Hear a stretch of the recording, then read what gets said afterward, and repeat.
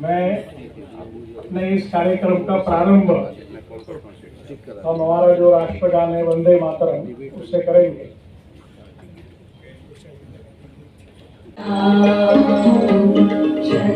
श्यामलां मातरं वन्दे मातरं शुभ्रज्योत्स्नां पुलकितयामिनीं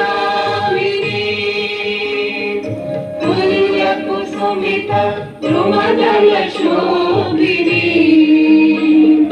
सुहासिनीं सुमधुरभाषिणीं सुखदां वरदां मातरं वन्दे मातरम्। जो मुख्य अतिथि है राष्ट्रीय स्वयंसेवक संघ के माननीय सह सरकार्यवाह डॉक्टर कृष्ण गोपाल जी,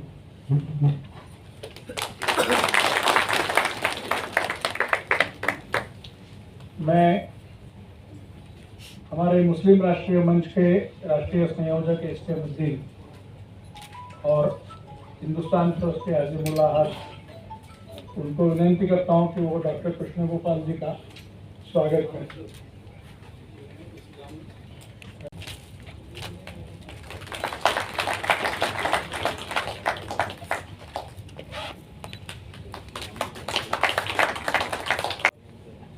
इंद्रेश जी हमारे मुस्लिम राष्ट्रीय मंच के और अन्य संगठनों के पैट्रन और मार्गदर्शक है और राष्ट्रीय स्वयंसेवक संघ के प्रचारक है, कार्यकारिणी के सदस्य।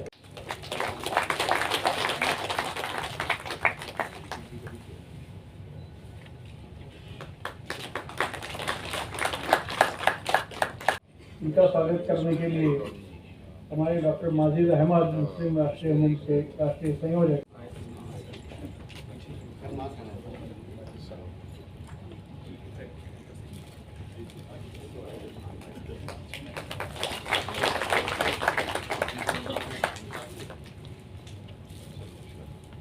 डॉक्टर इधर देखिए, डॉक्टर माजी इधर देखिए।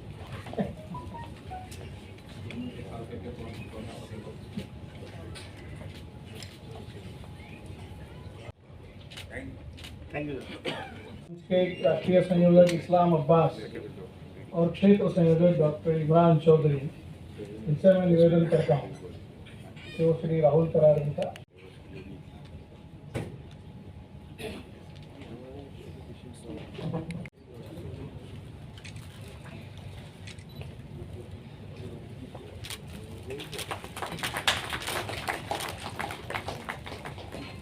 ये सर सामने ताली बजाने में संकोच सामने मत सर कीजिए। सर सर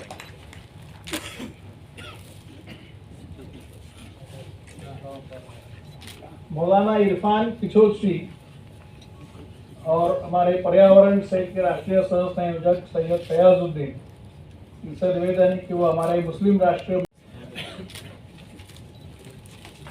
ये sir sir sir please thank you.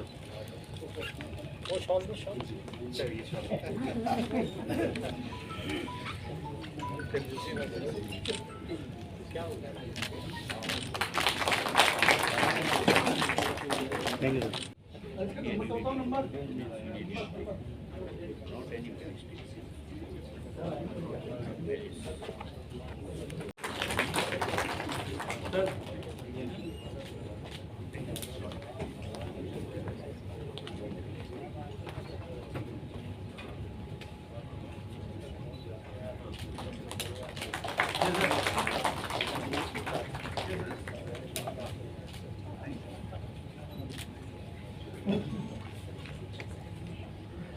Hindustan पर वो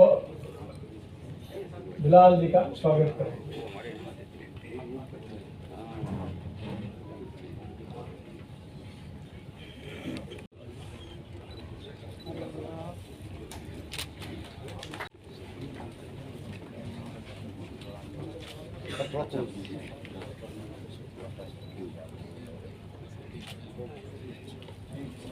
श्री रेशमा उसे और महिला प्रकोष्ठ की राष्ट्रीय संयोजक तो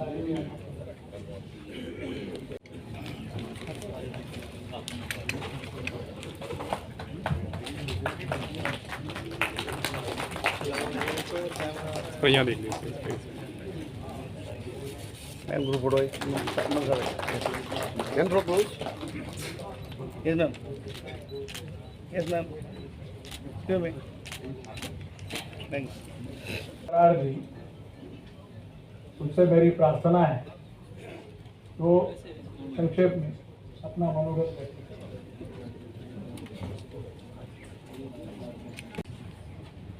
मुझे आज बड़ी प्रसन्नता है कि आज के इस विशेष अवसर पर माननीय श्री एस.एल. पठान साहब के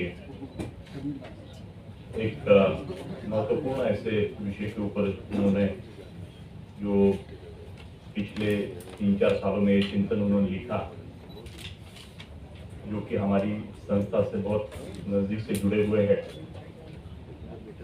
MIT जो पूना में एक शिक्षण संस्थान है जिनके माध्यम से काफ़ी सारे विश्वविद्यालय और मेडिकल कॉलेजेस और संस्थाएं चलाई जाती है।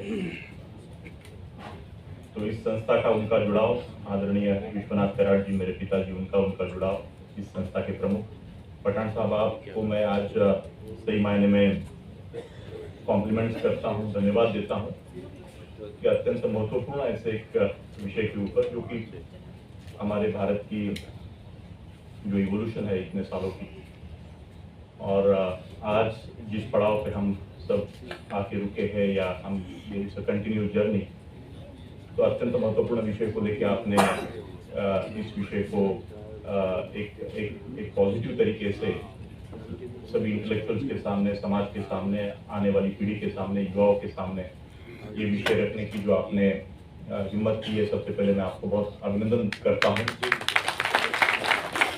हिंदुत्व अर्थात भारतीय एकात्मता, मुस्लिम विद्वेष नहीं। मैं इस प्रोग्राम का एक तरीके से कहूँगा कि मेहमान और मेजबान, मुझे मेहमान के नाते उन्होंने बुलाया है, लेकिन MIT शिक्षण संस्था के वो एक महत्वपूर्ण सलाहकार के स्वरूप में, प्रिंसिपल एडवाइजर के भूमिका में आदरणीय कराड़ सर और हमारे शिक्षण संस्था के बाकी सभी शिक्षा के जितने भी बाकी के शिक्षक लोग हैं, उनके वो मार्गदर्शक पिछले 10-15 सालों से रहे हैं और उससे पहले भी उनका ऋणानुबंध रहा है। तो उनकी तरफ से, MIT शिक्षण संस्था की तरफ से मैं वंदनीय कृष्ण गोपाल जी, वंदनीय श्री इंद्रेश कुमार जी और बाकी सभी महानुभाव मंच के ऊपर जो बैठे हैं, शाहिद अख्तर साहब, बिलाल रहमान जी, मोहम्मद अफजल जी एंड मेहताब रिजवी जी और बाकी सभी मान्यवर यहाँ पे जितने भी बैठे हुए, मैं सबका MIT शिक्षण संस्था और पठान सर आपकी तरफ से, मैं आपको एक अंकल की तरह से ही मैं हमेशा आपकी तरफ देखा हूँ। आप मैं जब 19-20 साल का था तब से वो मुझे जानते हैं, तो बहुत बहुत आपको शुभकामनाएं। मैं जरूर इस तालियों के वो पात्र है और मैं आज आदरणीय कराड़ सर खुद यहाँ पे आने वाले थे, जिन्होंने इंटर रिलीजियस इंटरफेथ डायलॉग और इसके ऊपर अभी तक पिछले 40 सालों में काफ़ी सारी इस तरीके के सेमिनार, कॉन्फ्रेंसेस के माध्यम से यूथ को और बाकी समाज के सभी लोगों को अवेयर कराने की कोशिश की है, बट कुछ उनकी हेल्थ थोड़ी सी पैर को चलने की तकलीफ होने की वजह से वो आज यहाँ आ नहीं पाए। मैं इंद्रेश कुमार जी, आप यहाँ पे सर कभी MIT पे बहुत पहले आप आए थे, बट बीच के समय में आपका वहाँ पे आना नहीं हुआ। और कृष्ण गोपाल जी, मैं आपको भी कहना चाहूँगा कि आज समय की जो मांग है, तो उसके अनुसार पिछले 10-15 सालों से आदरणीय कराड़ सर के मन में एक सपना आया कि एक विश्व का ऐसा गुम्बद बनाया जाए जिसमें सभी धर्मों का और सभी तत्ववेत्ता विश्व के, जिन्होंने मानवता के लिए एक फाउंडेशन बनाया है, कैसे जीना है और कैसे नहीं जीना है, ऐसा एक बहुत अद्भुत ऐसा गुम्बद पूना में खड़ा हुआ है जो अभी तक पब्लिक के लिए ओपन हमने नहीं किया है, और जिसके कुछ फोटोग्राफ्स और बाकी कुछ हमारी संस्था का काम भी पठान सर मैं बहुत बहुत धन्यवाद देता हूँ कि आपने यहाँ पे डिस्प्ले किया है। जाते वक्त आप वो देख सकते हैं कि एक छोटे से एक 1500-1800 लोगों के विलेज से आदरणीय कराड़ सर मेरे पिताजी वहाँ से जो आए और वहाँ पे भी बचपन में ऐसे कुछ संस्कार उनके मन के ऊपर हिंदू मुस्लिम एकता से रजाकार का समय था, लातूर करके एरिया है, वहाँ से उनका हमारा आना होता है और वहाँ पे बहुत सुंदर हिंदू भाइयों ने आके एक बहुत बड़ा वहाँ पे एक मस्जिद वहाँ पे खड़ी की है और सभी मुसलमान भाइयों को लेकर मंदिर खड़ा किया है। मतलब ये कई बार हमें ये सब थोड़े से एक हम इसको एक बहुत किस तरीके से एक हाई सोसाइटी का एक चर्चा के रूप में इसको हम देखते हैं, बट मैं आप सबके सामने कहना चाहूँगा कि एक छोटे से 1500-1800 लोगों की बस्ती के इस विलेज में ये अद्भुत उपक्रम किस तरीके से वहाँ पे खड़ा हुआ है और एक मानवता सेतु भी इसमें, जिसमें आप मंदिर अगर जाना है तो आपको मस्जिद से जाना पड़ेगा और मंदिर भी जाना है तो ऐसा दोनों को एक दूसरे का जुड़ा वहाँ पे हुआ है। तो बहुत अपने आप में एक अद्भुत ऐसा काम वहाँ पे हमारे विलेज में वहाँ पे बुद्ध विहार भी और बाकी भी सभी धर्मों की जो बिलीफ है उसको स्ट्रेंथन करने के लिए आदरणीय कराड़ सर ने काफ़ी सारे ऐसे सिंबॉलिक इस तरीके के चीज़ें बनाई है। बट सबसे बड़ा काम मैं कहूँगा कि विश्व का जो सबसे बड़ा गुम्बद जो जल्दी पब्लिक के लिए ओपन किया जाएगा और सभी साधु संतों के भी वहाँ पे स्टैचूज है, 54 statues of Plato, Kant, Hegel, Spinoza, Newton, Faraday, Einstein, Buddha, प्रभु रामचंद्र, बाबा बुल्ले शाह, तो ऐसे सभी विश्व के सभी लोगों के ऐसे बहुत यूनिक पुतले वहाँ पे लगाए गए। तो मैं आप सब लोगों को मैं अपील करता हूँ कि कभी आप पूना आए तो ज़रूर वहाँ पे इस डोम को आप भेज दें। और पठान सर मुझे एक बस 2-3 मिनट में मेरी बातें मैं बोल के मेरी भावना एक एक्टिव सिटीजन के नाते मैं कोई इस फील्ड का एक्सपर्ट नहीं हूँ। काफ़ी सारे intellectuals, academicians, we all are thinking on this that after independence now, last 75 years of independence, we are going to celebrate on 15th of August. और and on various ideologies our institution is working. मैं कृष्ण गोपाल जी और इंद्रेश जी को भी मैं कहना चाहूँगा कि मैं इंडिया का नाम बदल के भारत हो सकता है क्या? इंडिपेंडेंस डे ब्रिटिशर्स चले गए, इंडिपेंडेंस डे के बारे में भी मैंने बोला कि गुलामी की कहीं ना कहीं भावना है कि मैंने एसएन पठान साहब को आज़ादी दी। तो मैं समझता हूँ कि हम तो सेल्फ लिबरेटेड नेशन है हजारों साल से, कौन किसको आज़ादी देने वाला कौन होता है? तो इस इंडिपेंडेंस डे का भी नाम बदल के नेशनल डे किया जा सकता है क्या? उसी तरीके से इंडिया का भी नामकरण मेरा नाम राहुल मेरे पिताजी ने माताजी ने दिया, तो उस तरीके से कम अपना नाम तो हम भारत गर्व से कह पाए। तो इस तरीके के विचार इस संस्था के माध्यम से हम प्रमोट करने की कोशिश कर रहे हैं और उसी चीज़ को आगे बढ़ाते हुए पठान साहब ने ये जो आज ये एक तरीके का एक महत्वपूर्ण चिंतन हमारे सबके सामने, समाज के सामने लाने के लिए दिल्ली में इतना बड़ा आयोजन उनके माध्यम से और आपके सबके आशीर्वाद से यहाँ पे हो रहा है। मुझे बहुत खुशी है कि इस बात की चर्चा हो रही है। मुझे खुद को ऐसा लगता है, मैं पर्टिकुलरली कृष्ण कुमार जी और इंद्रेश साहब को भी मैं यहाँ कहना चाहूँगा कि समय के साथ हर चीज़ में जो बदलाव होने चाहिए उस तरीके के बदलाव हमारे सभी रिलीजियस प्रैक्टिसेस में भी होने चाहिए, ऐसा मुझे लगता है। खुद को एक युवा पीढ़ी का रिप्रेजेंटेटिव कहिए और एक एकेडमिशियन और एजुकेशनिस्ट के नाते भी मैं ये कहना चाहूँगा कि समय के साथ साथ हमें हर चीज़ों में एक उसका पृथक्करण, उसका एनालिसिस करने की ज़रूरत है। ऐसा मुझे लगता है कि आज के कॉन्टेम्पररी समाज में हमें किस तरीके के वैल्यूज़ की ज़रूरत है। तो इसलिए मैं जो विश्व का सबसे बड़ा गुम्बद वहाँ पे जो लैबोरेटरी ऑफ पीस के नाते एक लैबोरेटरी जिस तरीके से आप इसको कह सकते हैं, ऐसी एक लैबोरेटरी जो वहाँ पे बनी है, मैं इंद्रेश जी के सामने और कृष्ण गोपाल जी के सामने इतना कहूँगा कि वो खुद सर आप देखने आए और भारत में आज प्रधानमंत्री जी ने और संघ परिवार ने जो एक विजन समाज के सामने रखा है, तो बहुत बड़ा एक अद्भुत ऐसा एक सेंटर कि जो अलग अलग राज्यों में, मुझे नहीं पता पठान सर, ऐसे 10-20 अगर डोम पूरे भारत में बनाया जाए और सरकार की वो शक्ति है, अपने आप में वो गुम्बद एक अलग मैसेज देता है कि जिसमें सर्वधर्म समभाव की बात, सभी संतों का, शास्त्रज्ञों का, तत्ववेत्ताओं का जो ज्ञान है, जिसके आधार के ऊपर पिछले 400-500 सालों में ये ह्यूमैनिटी जी रही है, उसका एक एकत्रीकरण वहाँ पे करने का और एक्चुअली प्रैक्टिकली एक ऐसा एक गुम्बद वहाँ पे बना है जिसके माध्यम से आने वाली पीढ़ियाँ एक अलग मैसेज इसमें से ले सकती है। आज के विषय में मैं इतना ही कहूँगा कि पठान सर ऐसा चिंतन, ऐसा डेलिब्रेशन, कुछ इस्लाम के इंटेलेक्चुअल्स भी साथ में आके हमें इसके ऊपर चर्चा होनी चाहिए क्या? और अभी तक मैं नहीं कहता कि हुई नहीं है, बट हमें कंटिन्यूसली ये रिलेंटलेसली और शिक्षण संस्थाएं हमेशा डरी डरी रहती है। मैं देखता हूँ कि प्राइवेट वेस्टर्न वर्ल्ड में वो एक लिबरेशन वहाँ पे मैंने देखा है कि प्रोफेसर एकेडमिशियंस बहुत मुख्तलिफ तरीके से अपनी अपनी भूमिका वहाँ पे रखते हैं, बट हमारे भारत में अभी तक वो कल्चर आया नहीं है। तो मुझे ऐसे लगता है कि आपके जैसे इंटेलेक्चुअल्स पठान सर और सब लोगों ने इस्लाम धर्म के भी और हिंदू धर्म के भी हमें साथ में आके अलग अलग से भी चर्चा करके इस विषय का एक तरीके से फिल्ट्रेशन, और मुझे लगता है कि हमारे खुद के स्वार्थ के लिए पिछले 200-400-5 सालों में हर धर्म में कुछ ना कुछ अडल्टरेशन अपने अपने तरीके से हमने किया है। अडल्टरेशन का मतलब उसमें जो भी हमने मिलावट की है ऐसा मैं समझता हूँ, और वो ह्यूमन सोसाइटी का वो एक सेल्फिश इसमें इंटेंशन होता है, और इसमें अननेसेसरीली ईगोज की वजह से हमारे बीच में इस तरीके की एक गैप पैदा होती है, ऐसा मेरा खुद का मानना है। तो इसकी तरफ बहुत अलग तरीके से देखना चाहिए।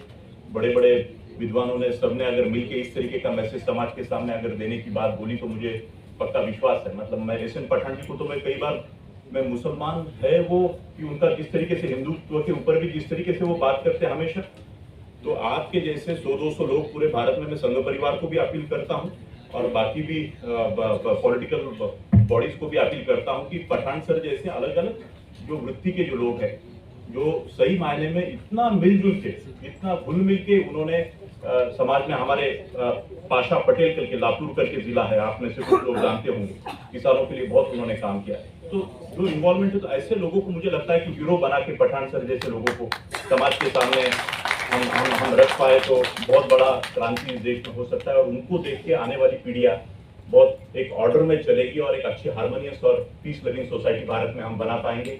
इतना ही मेरा एक यहाँ पे विचार मैं प्रकट करता हूँ। और ये विश्व शांति का घूमत जो है, मुझे नहीं पता यहाँ पे फैसिलिटी नहीं है उस तरीके की फिल्म दिखाने की, बट आप सब लोग पुणे या यूट्यूब के ऊपर भी जाके वो विश्व शांति का घूमत देख सकते हैं। और मेरा इस मंच से ऊपर आज ये बहुत ही हिस्टोरिक मीडिया के भी लोग हैं, मैं उनको भी यहाँ पे विनती करूंगा कि विश्व शांति का घूमत, वर्ल्ड पीस डोम उसका नाम है, और भारत में इस तरीके से सभी राज्यों में अगर वर्ल्ड पीस के डोम अगर बने तो मुझे लगता है कि बहुत बड़ी क्रांति इस देश में, हम विश्व में भारत जो जगत गुरु की हम जो कल्पना या विचार कई सालों से बोल रहे हैं वो उसमें आकार लेने में एक बहुत बड़ा कदम हो सकता है, ऐसा मुझे लगता है। फिर से एक बार सबका स्वागत अभिनंदन करके पठान सर आपको बहुत बहुत शुभकामनाएं।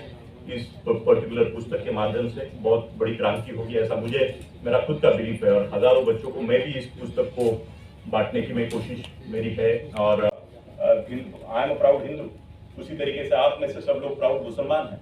मैंने सबको भगवत गीता दी, और शायद हम पहली ऐसी संस्था हो सकती है कि जिन्होंने 2 पौधे और भगवत गीता और जो इस्लाम के जो स्टूडेंट्स थे और क्रिश्चियनिटी के भी जो स्टूडेंट्स हुआ, तो मैं आपका सबका मन से फिर से एक बार स्वागत है इस विषय में। आपकी बिलीफ, आपका एक आत्मविश्वास यहाँ दिखाने के लिए आप सब लोग इतनी बड़ी संख्या में उपस्थित हुए। फिर से एक बार my most loving professor Ehsan Pathan sir की तरफ से, हमारी सबकी तरफ से आपको पूना के लिए न्योता ये है। विश्व शांति का घूमत का एक छोटा सा बुक है, शायद कुछ कॉपीज होंगे, तो मैं विनती करूंगा मेरे टीम को कि यहाँ पे वो जरूर बांटे। बहुत बहुत धन्यवाद। जय हिंद, जय भारत। Thank you. में पड़ी हुई 4 अंधे और हाथी जो कहानी है वो याद आती है, जिसको जो हिस्से अपने बुद्धि के आकलन से उसका हिंदुत्व का वर्णन करता है। और कोई कहते हैं कि ये मुस्लिम विरोधी है, कोई कहते हैं ईसाई विरोधी है, कोई कहते हैं बहुत कट्टरवादी है, कोई कहते हैं देश को बहुत पीछे ले जाने वाले हैं। ऐसे अलग अलग प्रकार से हिंदुत्व को परोसने वाले बहुत लोग अभी अपने देश में आए और पैदा हुए सडनली 2014 के बाद। ऐसे सारे विषय जो महत्व के हैं, लेकिन हिंदुत्व वास्तव में मानवता का दूसरा नाम है, और इसलिए ये जो जीवन पद्धति है इसका वर्णन से हम ये सुने तो उन्होंने उस पुस्तक में किस प्रकार से इस हिंदुत्व की व्याख्या की है और किस प्रकार से उनको ये साक्षात्कार हुआ कि ये हिंदुत्व यानी भारतीय एकात्मता है, मुस्लिम विद्वेष नहीं। पठान साहब। आज के इस बहुत खूबसूरत प्रोग्राम के आदरणीय प्रमुख अतिथि, आदरणीय गोपाल कृष्ण जी, राष्ट्रीय स्वयं संघ के सहकार्यवाहक, हमारे संघ के भाईजान आदरणीय इंद्रजीत कुमार साहब, MIT संस्था के कार्यकारी विश्वस्त राहुल जी करार और मुस्लिम नेशनल इंटेलेक्चुअल के लिए जो काम कर रहे हैं, हमारे बिलाल भाई साहब है, शाहिद अख्तर जी है, सब यहाँ पे जितने भी ऑफिस बेरर्स और पूरे हिंदुस्तान से, क्योंकि मुझे लोग मिले, बिहार से मिले, मुझे लोग राजस्थान से मिले, एमपी से मिले, महाराष्ट्र से आई, तो पूरे देश से आए हुए मेरे भाइयों और बहनों, मैं पहले ये समझता हूँ कि ये तो बात होने वाली थी, यानी इस किताब का इतना बड़े पैमाने में यहाँ प्रकाशन होना, ये मैं समझता हूँ कि अल्लाह की तरफ से बात है कि ये मैसेज जाना ज़रूरी है, क्योंकि दिल्ली ये देश की राजधानी है। तो मैं समझता हूँ कि ये बात होने वाली ही थी। नहीं तो पहले हमारे डॉक्टर नीतीश कुमार साहब मुझे कहते थे कि अपन पूना में इसका करेंगे या बम्बई में करेंगे। तो देखो ये कि जैसे राहुल साहब ने कहा कि दिल्ली से ये मैसेज जा रहा है पूरे देश में कि हिंदुत्व अर्थात भारतीय एकात्मता, मुस्लिम विद्वेष नहीं। भाइयों, मैं ये किताब की एक जन्म कहानी आपको सुनाना चाहता हूँ कि ये किताब मैंने क्यों लिखी, ये किताब की प्रेरणा क्या है। जब कोई किताब का विमोचन होता है तो लेखक का ये कर्तव्य है कि वो ये कहे कि भाई मैंने ये किताब क्यों लिखी, ऐसी क्या बात हो गई कि मैं ये किताब लिखना शुरू किया और इसमें क्या बात है। तो मैं थोड़ा सा ज़्यादा समय ले लूँगा, लेकिन मुझे कहना जरूरी है कि ये हमारा जो देश है, भारत देश, ये इतना महान देश है कि दुनिया में मैं समझता हूँ कि ऐसा देश नहीं, क्योंकि पूरी दुनिया में जो अलग अलग धर्म के जो लोग रहते हैं, मेजॉरिटी ऑफ द पीपल, जो मेजर धर्म के, चाहे हिंदू हो, ईसाई हो, जू हो, क्रिश्चियन हो, यानी बौद्ध हो, जैन हो, इस्लाम के हो, वो सभी लोग भारत में रहते हैं। और सिर्फ रहते नहीं, तो यहाँ के मिट्टी में, यहाँ की हवा में वो बड़े आनंद के साथ रहते हैं। हाँ, मुझे ये पता है कि कभी कभी हिंदू मुसलमानों में तनाव होता है, राइट्स होते हैं, लेकिन वो लोग बाद में भूल जाते हैं। अरे मैंने मेरी आंखों से देखा है मालेगांव में, यानी हिंदू मुसलमानों की दंगल हो गई, तो मैं खास देखने के लिए दूसरे दिन चले गया वहाँ, तो मुसलमानों के दुकान पर हिंदू भाई कुछ सामान लेते थे और हिंदू के दुकान पर मुसलमान भाई सामान लेते थे। वो भूल गए कभी। और डिटेल में जाऊँ तो वो हिंदू मुसलमानों की दंगल होती नहीं है, वो तो कुछ लोगों के अपने पर्सनल इंटरेस्ट होते हैं, उसके लिए वो दंगल करते हैं। तो मैं ये चाहता हूँ कि हिंदू मुसलमान अगर थोड़ा सा कभी तनाव सोचे हम, तो बाकी के सभी धर्म के लोग भारत में कोई ऐसा तनाव नहीं होता और सैकड़ों सालों से मुस्लिम देश में रहते हैं और खुश है।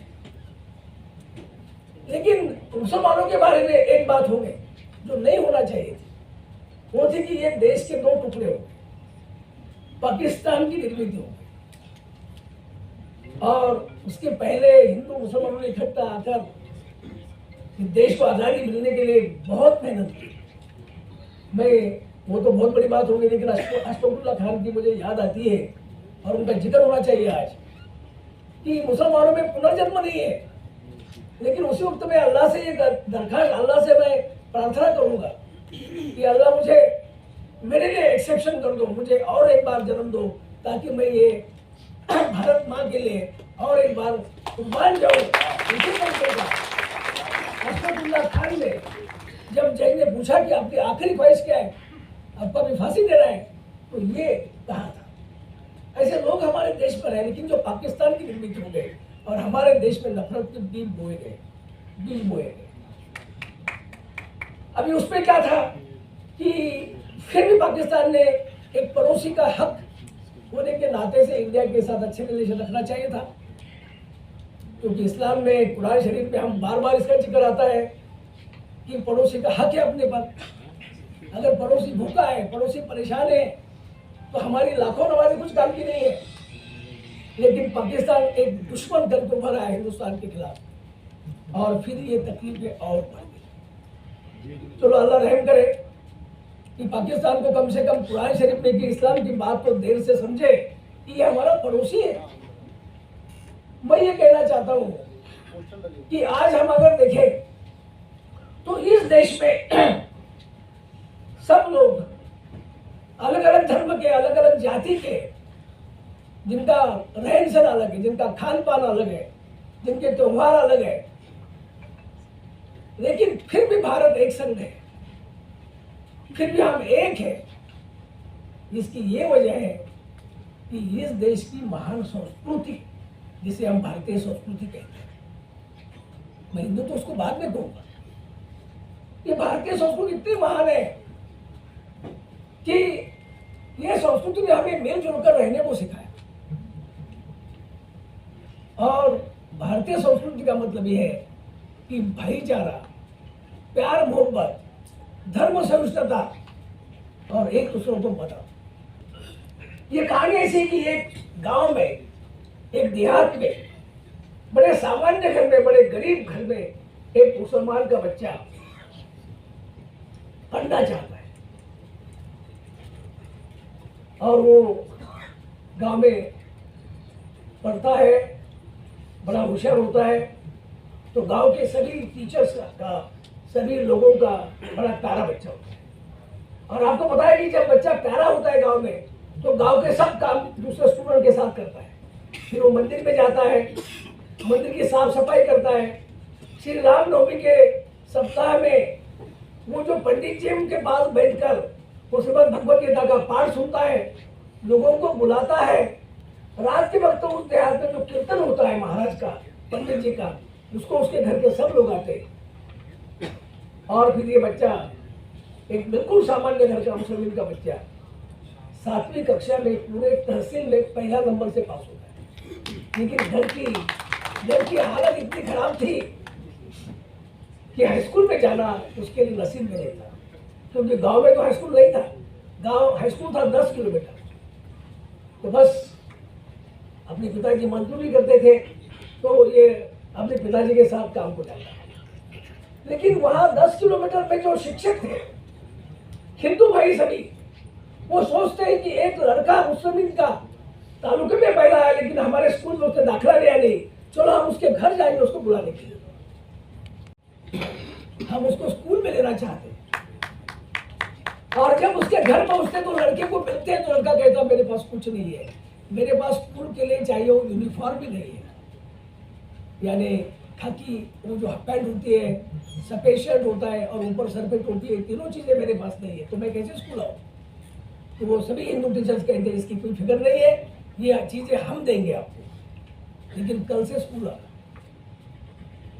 ये बच्चा स्कूल में जाता है, बड़े सिंसियरली 4 साल हर दिन 10 किलोमीटर पैदल जाना, पैदल आना।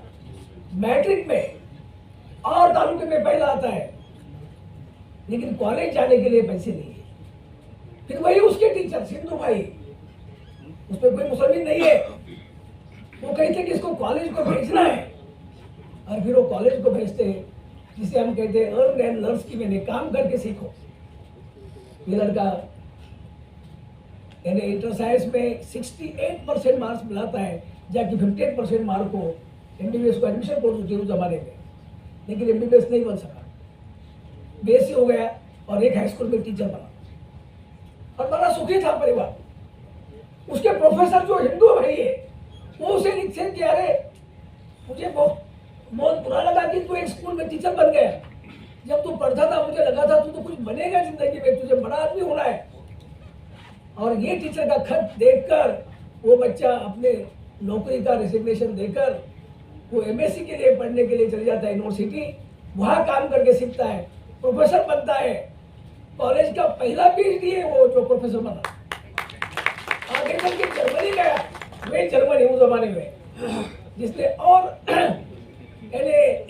साइंस में एडवांस मेथड स्टडी की। और मेरे भाइयों, सिर्फ यहाँ तक नहीं, वो सेंट्रल इंडिया की सबसे बड़ी यूनिवर्सिटी नागपुर यूनिवर्सिटी का वाइस चांसलर बना और बड़ी नम्रता के साथ कहना चाहता हूँ, वो लड़का मैं खुद आपके सामने खड़ा हूँ।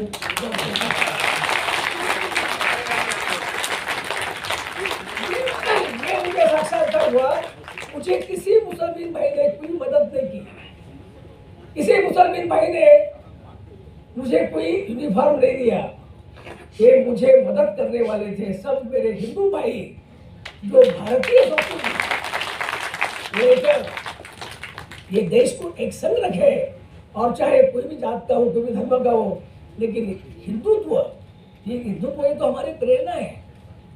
इस देश को आपको मालूम है कि 800 साल तक मुगलों ने राज्य किया, वो तो लुटेरे थे।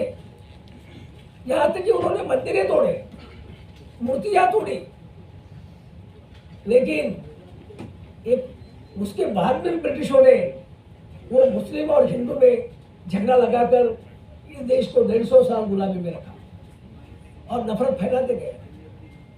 लेकिन फिर भी ये भारतीय संस्कृति जो हम मिली जुली संस्कृति या गंगा यमुना तहसीब करते हैं, उसने ये देश को एक संग रखा।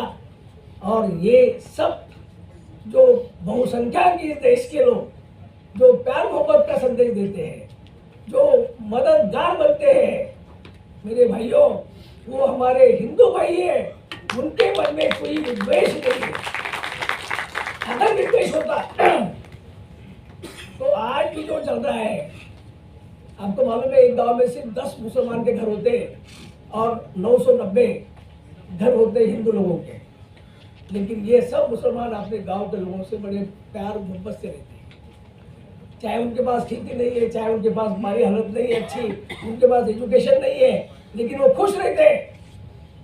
इसका ये वजह है कि ये जो प्रेरणा है हमारे लोगों को दी हुई हिंदुत्व यानी भारतीय संस्कृति के रूप से, ये प्रेरणा लेकर वो चलते हैं। और इसमें मुझे कहीं भी मुश्किल दिखता नहीं। ये कहानी सामने रखने के लिए ये किताब लिखी है। आप इसमें सब डिटेल में अभी बात नहीं करूँगा। जो राहुल सर ने जिक्र किया है वो है प्रोफेसर डॉक्टर विश्वनाथ कराड़, वो भी यहाँ इस किताब में लिखा है। आप सोच नहीं सकते कि प्रोफेसर विश्वनाथ कराड़ साहब क्या व्यक्ति है। संत ज्ञानेश्वर महाराज को मानने वाले, जिन्होंने भगवत गीता का मराठी में ज्ञानेश्वरी लिखी। ज्ञानेश्वर माऊली ने कहा है कि विश्वधर्म सूर्य पाहो जो जे वांछिल तो तेला, यानी अपना मजहब को लेके, अपना मजहब भी विश्व धर्म देखे, लेकिन दूसरों को हमें मदद करना है। इसी तरीके से कराड़ साहब ने अपना हिंदुत्व रखकर अपने देहात में, गांव में जो जो धर्मस्थल खड़े किए हैं हिंदू मुसलमानों को लेकर, वो लाजवाब है, जिसका एग्जीबिशन वहां लगा है, आप जरूर देखिए। प्रोफेसर कराड़ साहब ने अपने गांव, जैसे राहुल सर ने कहा कि श्री राम मंदिर बनाया, उसके साथ मस्जिद के लिए भी उन्होंने पूरा ब्यूटिफिकेशन क्या क्या है सब अपने तरीके से खर्चा किया। हजरत जैनुद्दीन चिश्ती की दरगाह वहाँ पे बनाई। ख्वाजा गरीब नवाज का 800 उर्स प्रोफेसर कराड़ साहब ने अलंदी, जहाँ ज्ञानेश्वर मौली है, वहाँ मनाया। और भाइयों उसके आगे देखो, ये मसीहा है, मसीहा। इन्होंने संत ज्ञानेश्वर माऊली की चादर, यानी जिसे महावस्त्र कहते हैं, वो अजमेर शरीफ के दरगाह पर रखकर, अजमेर शरीफ की चादर लेकर संत ज्ञानेश्वर की माऊली के समाधि पर रखकर वहाँ भजन और कव्वाली का प्रोग्राम रखा। इसे कहते हैं सांस्कृतिक समरसता। और ये करके तो उन्हें कोई पोस्ट नहीं चाहिए, उन्हें कुछ नहीं चाहिए। वो ये चाहते हैं कि हिंदू मुस्लिम ये हमारे देश की ताकत है और इस देश में बड़े सुख और समाधान से रहे। भाइयों, आज तो राहुल जी ने जिक्र किया, श्री राम रहीम मानवता सेतु, जिसमें नदी है, इधर मंदिर है, उसको नाम दिया है श्री राम, उधर दरगाह है, उसको रहीम दिया, और श्री राम रहीम मानवता सेतु बनाया, जहाँ पे सभी 8 धर्म के तत्व लिखे हैं। और उसका कंक्लूजन एक है कि सभी धर्म के तत्व एक ही है, ईश्वर एक ही है, और हम सब एक ईश्वर के संतान है। ये सब हम जाके जब देखते हैं तो हम तय होता है, हमको समझ जाता है। मैं क्या बताऊँ आपको, कभी कभी तो मेरे आंखों में आंसू आते हैं। साहब, हम लोग जैसे भगवत गीता का पारायण करते हैं, मालूमात लेते हैं, वैसे मुसलमान भाई कुरान शरीफ को जानते हैं क्या? मैं बोला सर, कुरान शरीफ तो अरबी में होता है, और अगर जानते सही तो जहाँ पवित्र कुरान में लिखा है कि बिना वजह किसी एक मानव की हत्या की तो समझ लो कि पूरी मानवता की हत्या की, तो आतंकवादी पैदा ही नहीं होते। ये मेरे भाइयों, 100 कुरान शरीफ मंगवाए दिल्ली से, और जो दरसे कुरान में हर दिन 7 दिन प्रोग्राम चला सुबह शाम, और हर दिन मुफ्ती आते थे, उन्हें भगवान की मदद प्राप्त होती थी, ईश्वर की मदद आती थी, जिसको बोले हम वो आते थे। मुंब्रा के जो वो हदीस कॉलेज के प्रिंसिपल है, वो खुद जमील मक्की बोले मैं आता हूँ, और वो रात के ट्रेन से आए। ये अल्लाह की मदद है। और मेरे भाइयों, करार साहब ने वहाँ श्री राम रथ यात्रा जब शुरू करे, और जब श्री राम का रथ निकला रामनवमी के दिन, तो उस गांव के सभी मुसलमान भाई, मैं खुद उसमें हूँ, किताब में आप फोटोग्राफ देख सकते हैं कि वहाँ जाके वो रथ का स्वागत करते हैं, रथ यात्रा का, और ये नारा देते हैं कि ईश्वर अल्लाह तेरो नाम सबको सम्मति देगा। मैं चाहता हूँ कि हमारे भारत को अभी एक दिन चाहिए। कब तक हम एक दूसरे को दोष देते रहेंगे और नफरत से हम बटे जाएंगे?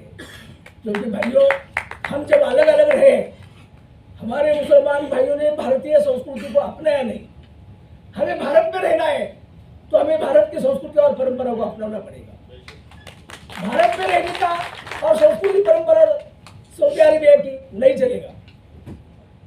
इसीलिए क्या हुआ कि हिंदू मुसलमान पड़ोस पे रहते एक दूसरे के नजदीक, लेकिन दिल नहीं मिल सके।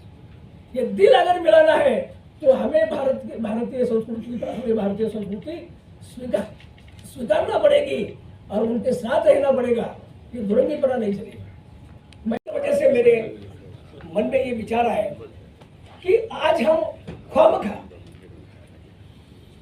एक सांगली डिस्ट्रिक्ट में कड़ेगांव नाम का एक गांव है जहाँ मोहर्रम मनाई जाती है।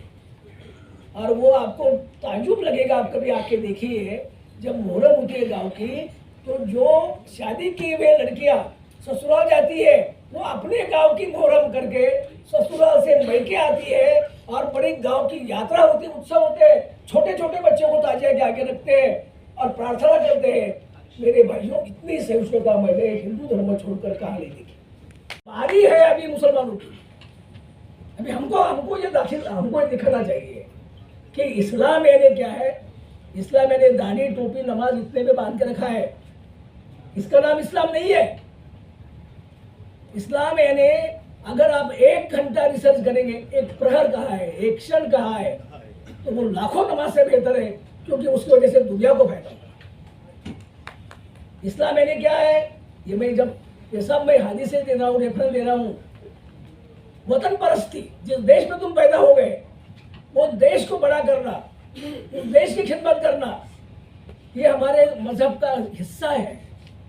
और अगर हम हमारे देश के खिलाफ काम करेंगे तो समझ लो आप मजहब से, धर्म से दूर गए हैं, आपका कोई वास्ता नहीं है। आपका पड़ोसी चाहे कोई हो, हिंदू हो, अगर वो भूखा है और आप इधर क्या खाने खा रहे, मजा कर रहे, तो अल्लाह को आपकी नमाज पसंद नहीं है। अल्लाह आपको कभी माफ नहीं करेगा। मेरे भाइयों, ये है इस्लाम। इस्लाम का नाम है अखलाक। आज हम अखलाक भूल गए, आज हम नमाज में अटक गए। मैं कहता हूँ नमाज भी पढ़ना चाहिए, जो खुशनसीब है वो जरूर पढ़े। और फिर जब 5 वक्त की नमाज पढ़ रहे और अपना सर, मैंने उसको स्टडी किया है, 1 रकात की नमाज यानी 7 योगा करते हैं हम उसमें 1 रकात में। मैं आपको योगा के नाम बताऊंगा। जब आप सजदे में जाते हैं नीचे, उसे कहते हैं अर्धशीर्षासन। जब आप बैठते नमाज को, उसे कहते हैं वज्रासन। मैं सब बताऊंगा, अभी वक्त नहीं इतना, मैंने बहुत लंबी बात कर रहा हूं मैं। मेरे भाइयों, नमाज is nothing but the simplified yoga. ये जब हमारे हिंदू भाइयों को भी पता चलेगा और मुसलमान भाई को पता चलेगा कि मैं नमाज पढ़ रहा हूँ, मैं योगा कर रहा हूँ, तो मेरे हिंदू भाई बोलेंगे बड़ा साहब आपकी नमाज अदा करो, हम आपके जूते संभाल दे। और फिर मुसलमान कहेगा कि आप योगा करो, आप आपकी प्रार्थना करो, हम आपके जूते संभाल दें। ये जरूरत है हमारे नव भारत की, ये हमारे देश में होना है।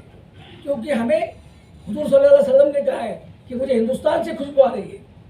हिंदुस्तान एक ऐसा मुल्क है जो पूरी दुनिया को शांति देगा। लेकिन आज अगर हम एक दूसरे लड़ने में, झगड़ने में, मुझे पता है कि हमारा इतिहास खराब है, नफरत से भरा हुआ है, कब तक हम इतिहास को निकालेंगे? परसों महाराष्ट्र की बात में कहता हूं, मुझे माफ करना इंद्रेश साहब, मैं कोई पॉलिटिकल बात करना नहीं चाहता, लेकिन एज इंटेलेक्चुअल मुझे कहना जरूरी है कि जिस महाराष्ट्र में, जो महाराष्ट्र यानी वेरी वेरी प्रोग्रेसिव पुरोगामी, जहाँ महात्मा फुले, शाहू महाराज, छत्रपति महाराज, बाबा साहेब अम्बेडकर, सावरकर हो गए, ऐसे ऐसे जो लोग पैदा हुए उस महाराष्ट्र में आकर कोई मुस्लिम लीडर औरंगजेब के कब्र पर जियारत करते हैं और चिल्ला चिल्ला के भाषण करते हैं और चले जाते हैं, तो मैं उनको पूछता हूँ कि वो गांव में जो 10 मुसलमान रहते और 1000 हिंदू रहते, उनका कभी सोचा आपने? नहीं, ऐसी बातें हमको नहीं करना चाहिए। जब तुम एक 5 वक्त की नमाज पढ़ते 48 यानी 48 रकात और 350 मास अपना सर जमीन को घसीटते हैं, मातृभूमि को, और कहते हैं कि ये लीडर कहते हैं कि मेरे गले पे छुरी रखो, लेकिन मैं भारत माता की जय नहीं कहूंगा। ये you are misleading the community, तुम शांति का भंग कर रहे हैं। हमारी जिम्मेदारी है कि लोगों को कहना चाहिए कि अरे हम तो हमारा सर जमीन पे घसीटते हैं, क्यों नहीं बोलेंगे? बोलो मेरे साथ, भारत माता की जय। अरे क्यों नहीं बोलेंगे हम? भारत माता बोलना क्यों नहीं? हम तो इस देश में रहते हैं, इस देश में पैदा हुए, देश में मरने वाले हैं, और अगर हमको सिखाया गया है कोई अच्छी एक मौसी यानी आपकी पड़ोसन भी है, लेडी है, उसको हम माँ कहते हैं, तो देश अपनी माँ है, देश इसलिए हम है, क्यों इसको इशू बना रहे? वंदे मातरम नहीं कहेंगे। मेरे भाइयों, इस्लाम पुराना नहीं है, Islam is very modern, Islam is very scientific, पर हम उसको पुराना बना रहे हैं। मैं एक हदीस करके इंद्र जी साहब में बंद कर रहा हूँ।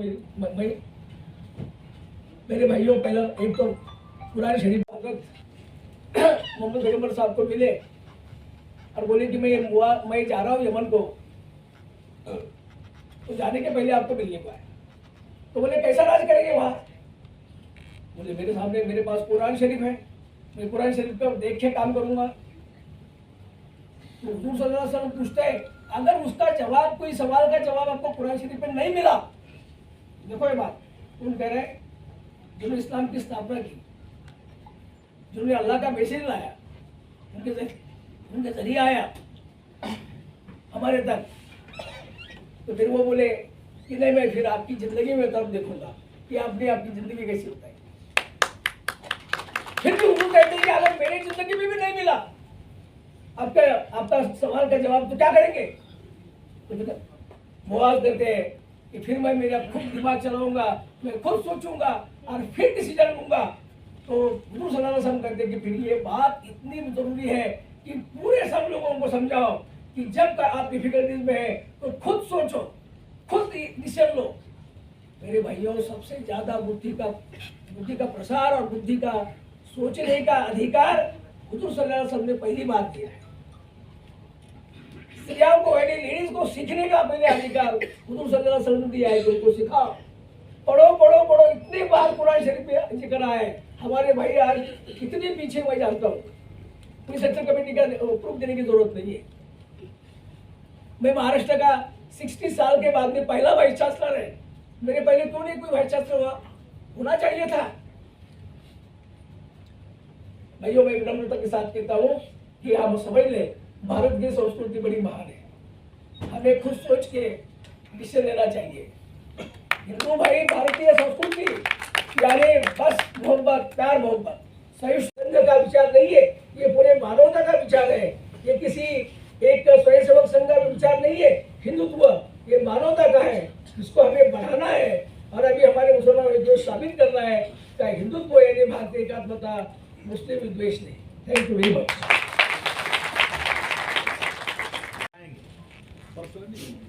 धन्यवाद प्रधान साहब, प्रधान साहब, आपके इस अभ्यासपूर्ण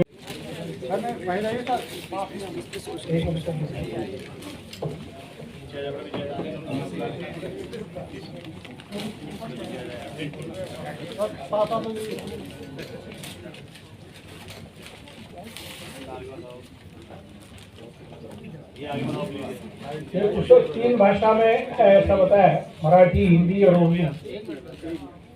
यहाँ हिंदी पुस्तक आज अवेलेबल है बाहर में, और इस पुस्तक की कीमत जो है वो 400 रुपये है। लेकिन आज के इस विशेष अवसर पे ये 250 रुपए में यहाँ अपने को मिल सकती है बाहर।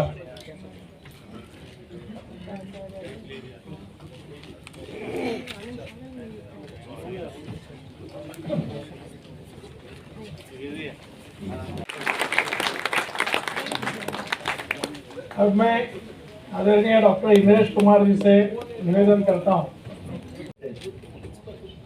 मंच पर डॉक्टर कृष्ण गोपाल जी, डॉक्टर पठान जिन्होंने इस पुस्तक को लिखा है, आयोजक मंडल, सामने बैठे हुए विद्वत जनों, भाइयों और बहनों,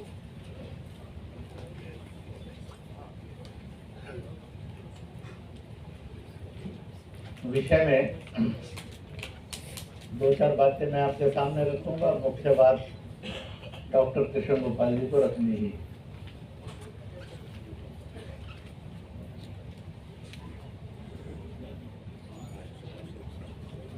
इस संसार में मनुष्य की और मनुष्य समूह की पहचान के लिए ईश्वर ने, खुदा ने, गॉड ने दो ही मार्ग बताए हैं। आदमी की पहचान ना धन से है, ना रिलीजन से है, ना भाषा से है, ना दल से है, ना पढ़ाई से है, ना पद से है, उसके किरदार से और कर्म से है। अच्छा करेगा तो लोग कहेंगे अच्छा, बुरा करेगा तो लोग कहेंगे बुरा है। अच्छा करेगा तो लोग कहेंगे इसको जन्नत, स्वर्ग मिलेगा, बुरा करेगा तो घोर नरक मिलेगा, जहन्नुम मिलेगा। इसलिए पहली पहचान उसके कर्म से, किरदार से है। यह एक शाश्वत सत्य था, है और सदा रहेगा, क्योंकि मैंने और आपने इसका फैसला नहीं किया है। यह यूनिवर्सल लॉ है जो मालिक ने बना कर दिया। दूसरा,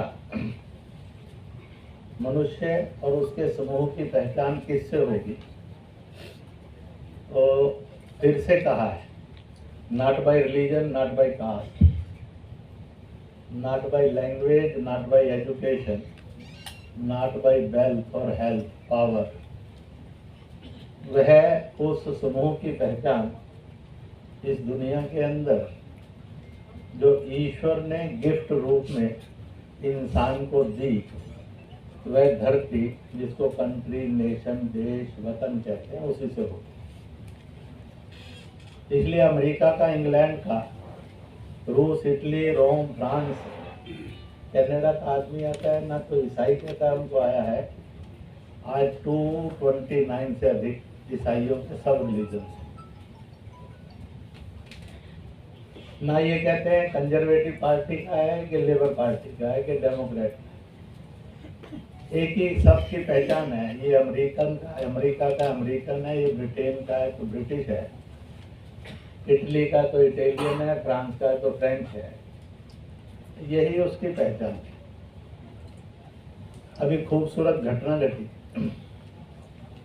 अमेरिका के उपराष्ट्रपति हैं, उन्होंने वर्षों पहले ये देश छोड़ दिया था, धर्म भी बदल लिया था।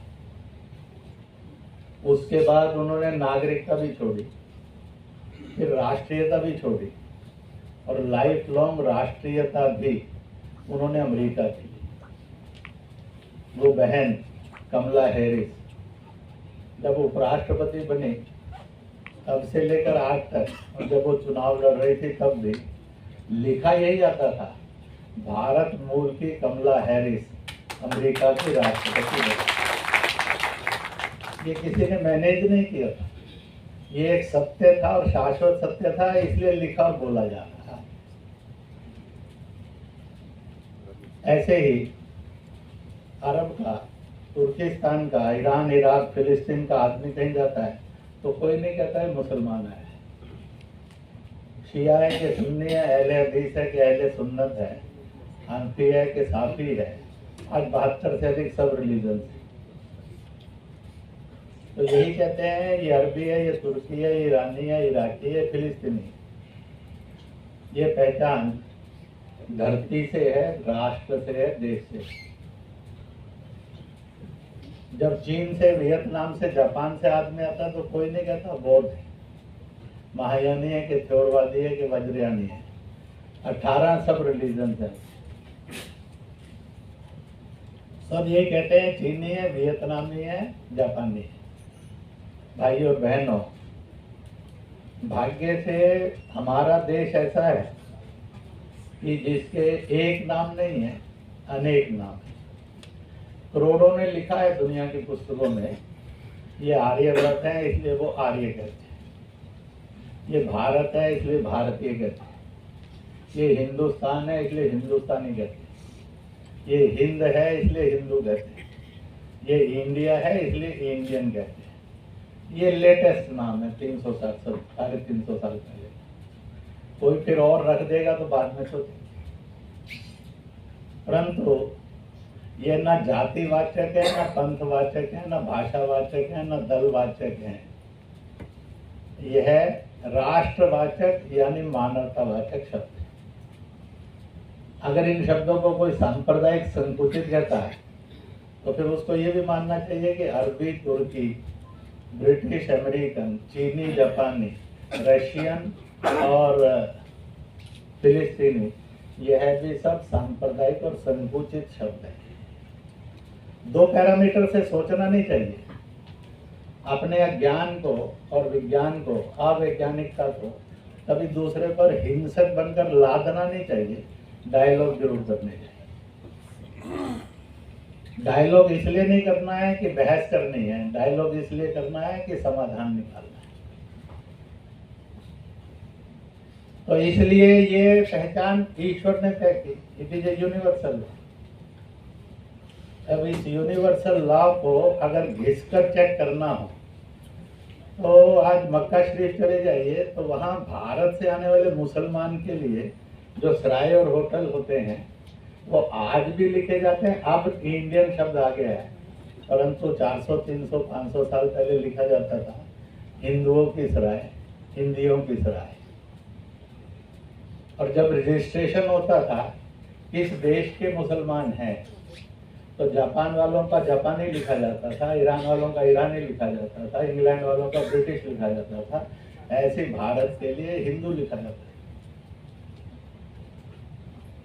अब इसमें कट्टरता का परिवेश जोड़कर हम अपने आप को बहुत ज्ञानी और वैज्ञानिक घोषित करें, इस पर सोचना आज की एक बहुत बड़ी आवश्यकता है। और इसलिए यही पहचान का मार्ग है। अब इसके आगे की एक बात और कहूंगा। लगभग दुनिया में जितने भी मत, पंथ, रिलीजन हैं, बड़े और छोटे, सैकड़ों हैं। मैंने 2-3 रिलीजन के सब रिलीजन भी बोले। सनातन के जितने शैव, वैष्णव, शाक्त, प्राकृतिक हैं सब, लगभग 126 के लगभग इनके भी सब रिलीजन। हो सकता है कि सब रिलीजन की छूट इतनी है कि मेरे और आपके बोलते सुनते में कोई और नया चल पड़े तो कोई भरोसा नहीं।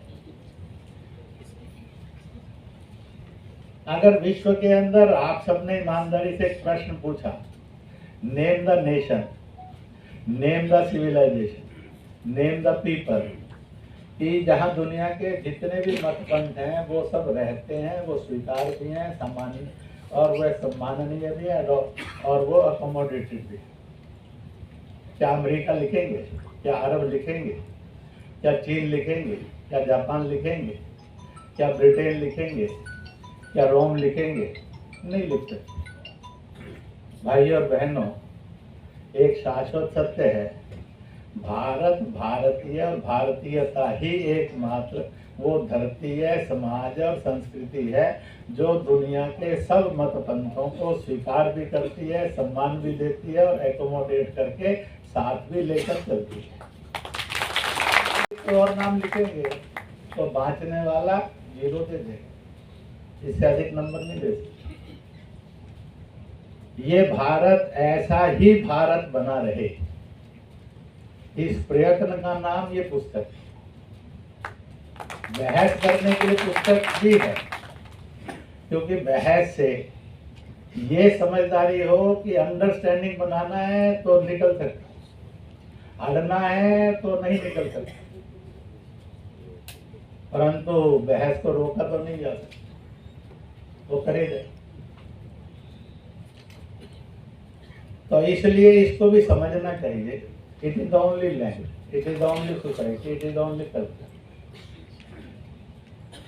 अब ह्युआन स्वांग फाइयान तो मेरे और आपके नियुक्त किए हुए बौद्धिक जगत के लोग नहीं थे, वो तो दुनिया के किसी दूसरे देश से आए।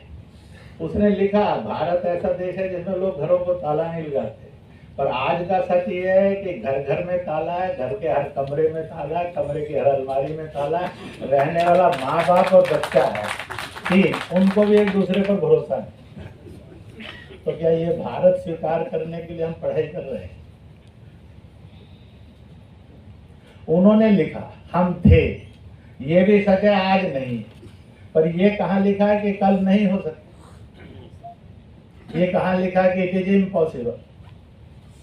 जो इसका विवाद खड़ा करते हैं वो लिखना चाहते हैं इट इज नॉट पॉसिबल, पर हम उनको कहना चाहते हैं दोस्त मेरे, तुम ही कभी कहोगे सारे जहां से अच्छा हिंदुस्तान हमारा, अच्छा चीन हमारा, अमेरिका हमारा, इंग्लैंड हमारा, अरब हमारा, तुर्किस्तान हमारा, हमारा तो बन ही गया और गा भी दिया।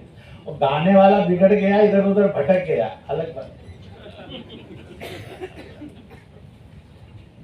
Man can be anytime be red, वो हो सकता है।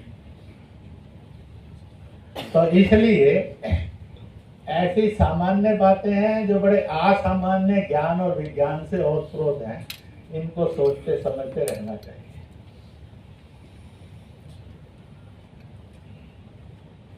अब आप देखिए कैसा अजीब, मेरे पास एक क्वेश्चनर आया हुआ है जो आज के विषय से भी जुड़ा है, ऐसे अनेक विषयों से जुड़ा है। तो उसमें पहला है, भारत जब सब धर्मों का आदर करने वाला देश है तो सब धर्मों की किताबें क्यों नहीं पढ़ाई जानी चाहिए? मैंने यहाँ बैठे हुए 4 लोग तो उसमें उपस्थित, मैंने 30-40 मुस्लिम प्रोफेसर को और मुस्लिम इंटेलेक्चुअल्स को, मौलानाओं को वो प्रश्न भेज दिए। शायद अब 4 से बढ़ गए हैं, 8-9 हैं उनमें से। मैंने कुछ ईसाइयों को भी भेजे। तो मजेदार है कि उनमें से कुछ का मेरे पास ये उत्तर आया, नाम विदेश से है, नाम विदेशी है। मैं उसको कॉमन कर रहा हूँ, अलग अलग भाषा देश, ना हम विदेश से हैं ना हम विदेशी हैं, हम हिंदुस्तान से हैं, हिंदुस्तानी हैं। हम सारी दुनिया को अपील करते हैं, और विशेष रूप से क्रिश्चियन ने लिखा हम क्रिश्चियन देशों से, मुसलमानों ने लिखा मुस्लिम देशों से, कि सब में गीता भी पढ़ाई जानी चाहिए। अब तर्क क्या लिखा है, ये बड़ा अजीब था कि वो अपना ग्रंथ तो कहते हैं कि हिंदुस्तान में पढ़ाना चाहिए, तो जो हमारा ग्रंथ है वो भी तो दुनिया में पढ़ाया जाना चाहिए। अब क्या होगा इस सारी बहस में से? समझदारी होगी तो love for all, respect for all हो जाएगी, ना समझदारी होगी तो बाकियों से नफरत हो जाएगी, अपना अहंकार जागेगा। कोई नहीं मिलेगा तो कैथोलिक प्रोटेस्टेंट लड़ेगा, शिया सुन्नी लड़ लेगा।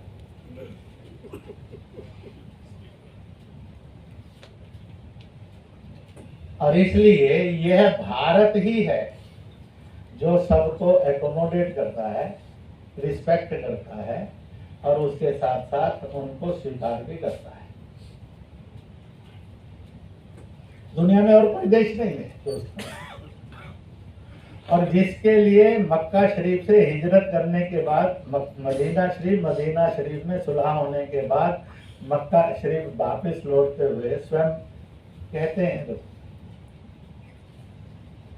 कि तन्हा और तन्हाई में मुझे सुकून की ठंडी हवाएं हिंद की सरजमी से आती हैं। तो रसूल को तो 1400 किलोमीटर दूर सुकून की ठंडी हवाएं, इस सरजमी से मुझे और आपको नफरत की बू आई, तो मेरे और आपके झंझट है या इस धरती में झंझट? इस धरती की कल्चर में और धरती में झंझट नहीं।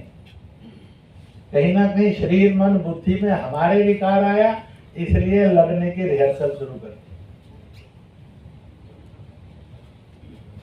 उसी में एक और क्वेश्चनर भी आया। अब वो मुझे इंटरव्यू लेने आने वाले हैं। मैंने उनको सबको कहा था 17 के बाद आना। उन्हें कहा है कि ये जो विदेश के लोग आए, पहले रोमन आए, ग्रीक आए, यूनानी आए, फिर शक्तहून आए, फिर मुगल, तुर्क, तारतर आए, फिर डच, अंग्रेज, ब्रिटिश, पुर्तगीज आए। ये सारे के सारे ये भारत का इतिहास होना चाहिए कि नहीं होना चाहिए? ये आक्रांता है, विध्वंस भी किया है, इसके प्रमाण है। तो ये आपके महान नेता टू बी इंस्पायर हो सकते हैं कि नहीं हो सकते? आप अपना मत बताइए। आपने गुरु नानक देव जी को पढ़ा होगा। 1518 से लेकर 1521-22 तक आज के जो मुस्लिम देश बनते हैं, इन 13 में 32 जगह उन्होंने प्रवास किया और जगह जगह उनके संवाद हुए, उनको शिष्य भी बने। आज इसके प्रमाण भी है। ये तो एग्रेसर नहीं थे। क्या ये सारे मुस्लिम देश गुरु नानक देव जी को अपना इतिहास मानकर पढ़ाएंगे, लिखेंगे और बोलेंगे? नहीं तो क्यों? महामती प्राणनाथ जी 1671 से लेकर 1661 से 1668 7 साल में 2 बार टूर पर गए, 7 के लगभग मुस्लिम देशों में। चाहिए होंगे तो मैं ऐतिहासिक प्रमाण दे देता। तो ये क्या माने जाएंगे? विवेकानंद होंगे, लाला हरदयाल होंगे, सावरकर होंगे, सरदार उधम सिंह होंगे, खुदीराम बोस होंगे, अंबेडकर होंगे, स्वामी राम तीर्थ आदि आदि कितने बड़े होंगे। कोई रूस गए, कोई मैक्सिको गए, कोई चीन गए, कोई अमेरिका गए, कोई फ्रांस गए, कोई इंग्लैंड गए। वहाँ मैं पढ़ रहा था तो एक तो मैक्सिको के अंदर एग्रीकल्चर की ट्रेनिंग दे रहे थे। क्या इन देशों ने इन सब को जो नॉन एग्रेसर थे, इनको अपना महापुरुष मान लिया है, इतिहास का हिस्सा बना लिया है, राष्ट्र का हिस्सा मान लिया है? आपका घर है, कोई आकर उस पर कब्जा कर ले। हो सकता है कि आपका मजहबी भाई हो, जाति भाई हो, गहरा दोस्त हो, भाषा से हो, दल से हो, तो आप क्या मान लेंगे कि उसका कब्जा हो गया और आप एक कमरे में रहेंगे, दोस्त को दे देंगे? उसके लिए तो आप जिंदगी भर लड़ेंगे, पीढ़ी दर पीढ़ी लड़ेंगे। और जिस वतन के लिए कहा गया हुब्बुल वतनी निस्फुल ईमान, उस वतन पर किसी को भी कब्जा देंगे और किसी को भी किसी का ध्वंस करने की इजाजत दे देंगे। Is it A secularism? Is it A humanism? Is it A values? Is it A religion? Is it a democracy? और इसलिए बड़े अजीब अजीब प्रश्न आज मार्केट में आने शुरू हो गए। हमें ये कहने का साहस कब आएगा जिस भारत की संस्कृति ने ये साहस पैदा किया इतिहास में, धर्म में, संस्कृति में, भाषा में, जातियों में। रावण भी एक हिंदू था, 4 वेद का ज्ञाता था, शिव भक्त था, महाबली था, वो जैसा नहीं था, पर वो कर्म से अच्छा नहीं था, किरदार से अच्छा नहीं था। हमने उसको डिक्लेयर कर दिया तुम राक्षस हो भाई, राम मानव है इसलिए भगवान। क्या हम सत्य और सही के साथ खड़े होने का साहस कभी करेंगे? दुनिया में करवाएंगे? इसलिए कंस था और कृष्ण थे मामा भांजा थे। कंस अपराधी कहलाया, राक्षस कहलाया, शैतान कहलाया। मथुरा के लोगों ने आज तक नहीं कहा आप कौन होते हैं हमारे कंस को राक्षस कहने में।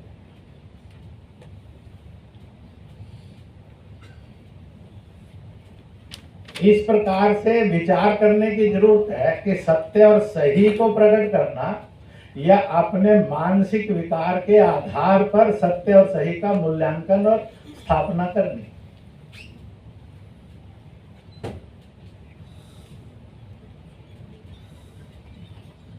मैं निजाम और उन इंस्टीट्यूशन के हैदराबाद निमंत्रण पर गया बोलने के।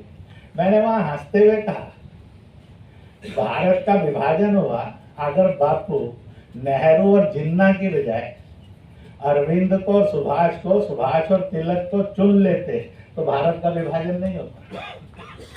उनको दो अपने एडीसी पे बदल लेते, भारत का विभाजन नहीं होता। फिर मैंने कहा कि कुछ लोगों के मन में आया love for Pakistan, hate for Hindustan, और वो हैदराबाद और इसके आसपास में कर्नाटक तक जाओ, महाराष्ट्र तक जाओ, more than 10 lakh people they left Bharat.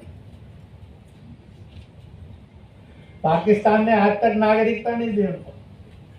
जब नागरिकता के प्रमाण मांगे गए तो वहां की भूमि के, भाषा के, रहने का कोई प्रमाण उनके पास था नहीं। वो आज भी 1,40,00,000 मुहाजिर कहलाते हैं। मैंने कहा, जिन्होंने कहा we love Pakistan, we hate Bharat, we love Pakistani, we hate Indian, उनका पाकिस्तान में तो ये हंस रहे। तो हम सत्य को कभी समझेंगे कि नहीं समझेंगे?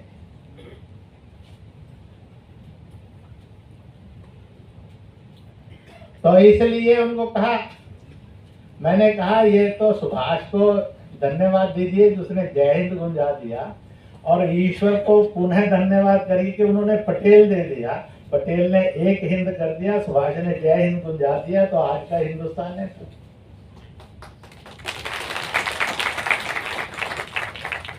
अब वहां निजाम के परिवार के भी होलसेल में लोग बैठे थे, मेरे साथ भी बैठे थे उनके नवासे। अब उनको ध्यान में तो आ गया होगा कि indirectly and directly what I have said. तो इसलिए कोई कहे कि आई लव फॉर पाकिस्तान, तो सोचना तो आपको और मुझे है कि what should be our action. Reaction नहीं, हम रिएक्शनरी नहीं है।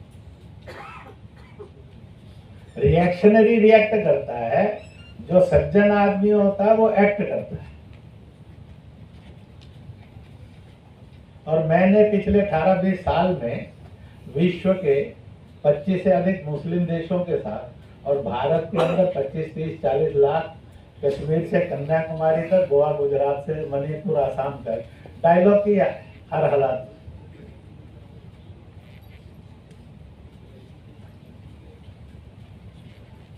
और इसलिए ऐसे सब प्रश्न भी मुंह बाए खड़े हैं और आगे भी खड़े रहे।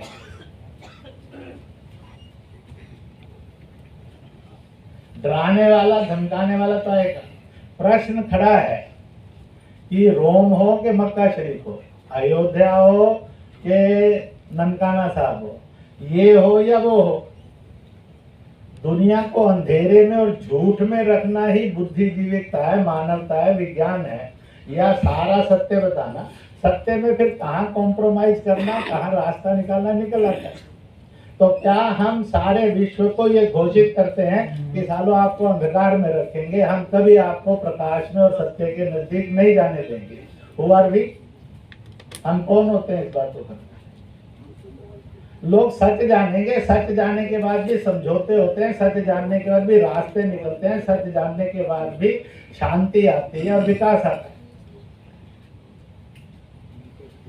ये कहाँ लिखा है कि सच जानने का झगड़ा ही होता है, मारपीट ही होती है?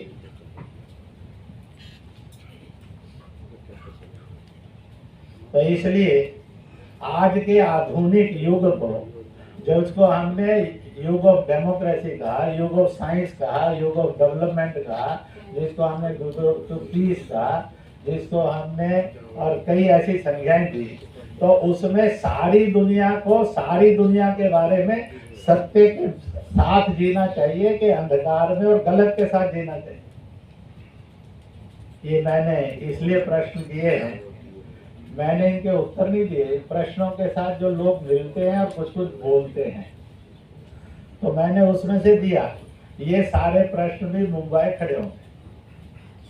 हम यहाँ बैठे हैं, हमने कोई यूनियन बनानी है, मोहल्ले की बनानी है, ऑफिस की बनानी है, बाजार की बनानी है, उसमें सब धर्मों के लोग, तो किसके लॉ के अनुसार यूनियन बनाएंगे? और अगर उनमें कोई झगड़ा हो गया तो वो शिया कोर्ट से जाएगा कि सुन्नी कोर्ट से जाएगा, कैथोलिक से जाएगा कि प्रोटेस्टेंट से जाएगा, जैनी से जाएगा कि सिख से जाएगा?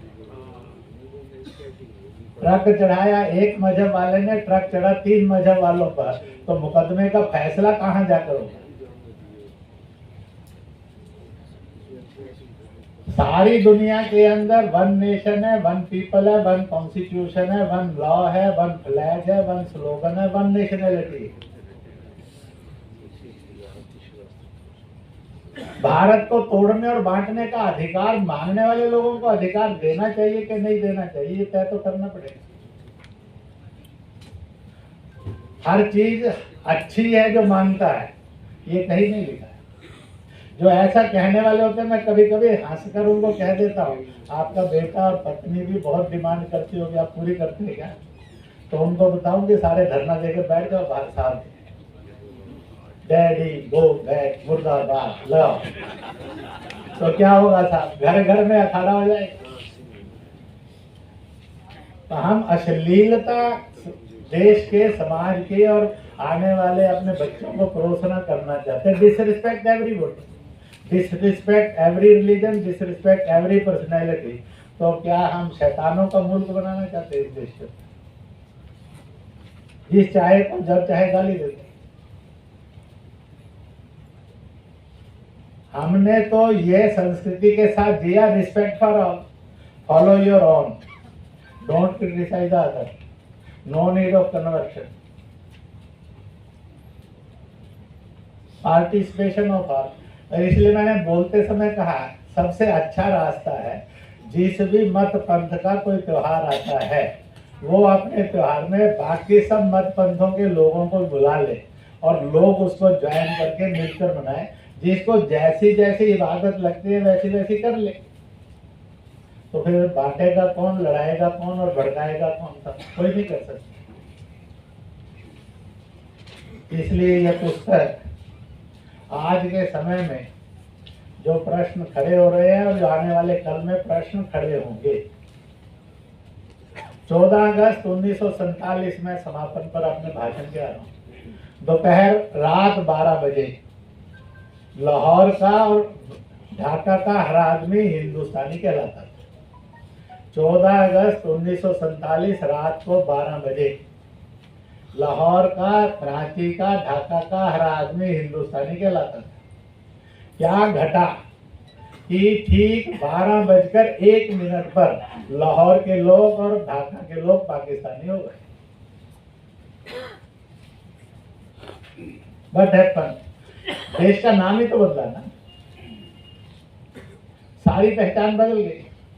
और ठीक 16 दिसंबर 1971 3:54 पर ढाका का हर आदमी पाकिस्तानी कहलाता था और साइन होते ही 3:62 पर यानी 4:02 पर ढाका का हर आदमी बांग्लादेशी हो गया।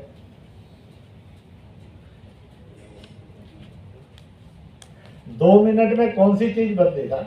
पुरखे नहीं बदले, भाषा नहीं बदली, धर्म नहीं बदला, व्यवहार नहीं बदले, आपने खान पान नहीं बदले, ड्रेस कोड नहीं बदला, but is the change. 1 minute में रात को 12 से बाद 12:01 हर हिंदुस्तानी पाकिस्तानी हो गया और 3:54 पर दोपहर के समय में हर ढाका का आदमी बांग्लादेशी हो गया। 6-7 मिनट के बाद, हस्ताक्षर के बाद। जो आप कह रहे हैं उनमें से कोई चीज नहीं बदली, सब वही रही। पर देश बदला तो पहचान बदली, पहचान बदली तो कमिटमेंट बदल गई। मैं इसलिए नॉर्थ ईस्ट में था बांग्लादेशियों के में बोलने के लिए। मैंने कहा कि देख भाई, तुम जन्मे हिंदुस्तानी थे, जन्म से बड़े होने लगे तो हो गए पाकिस्तानी, थोड़े से जवान होकर मैच्योरिटी के बन रहे तो बांग्लादेशी हो गए। अब बुढ़ापे में जाकर कुछ और मत बन जाना, बनना ही होगा दोबारा हिंदुस्तानी बन जाना,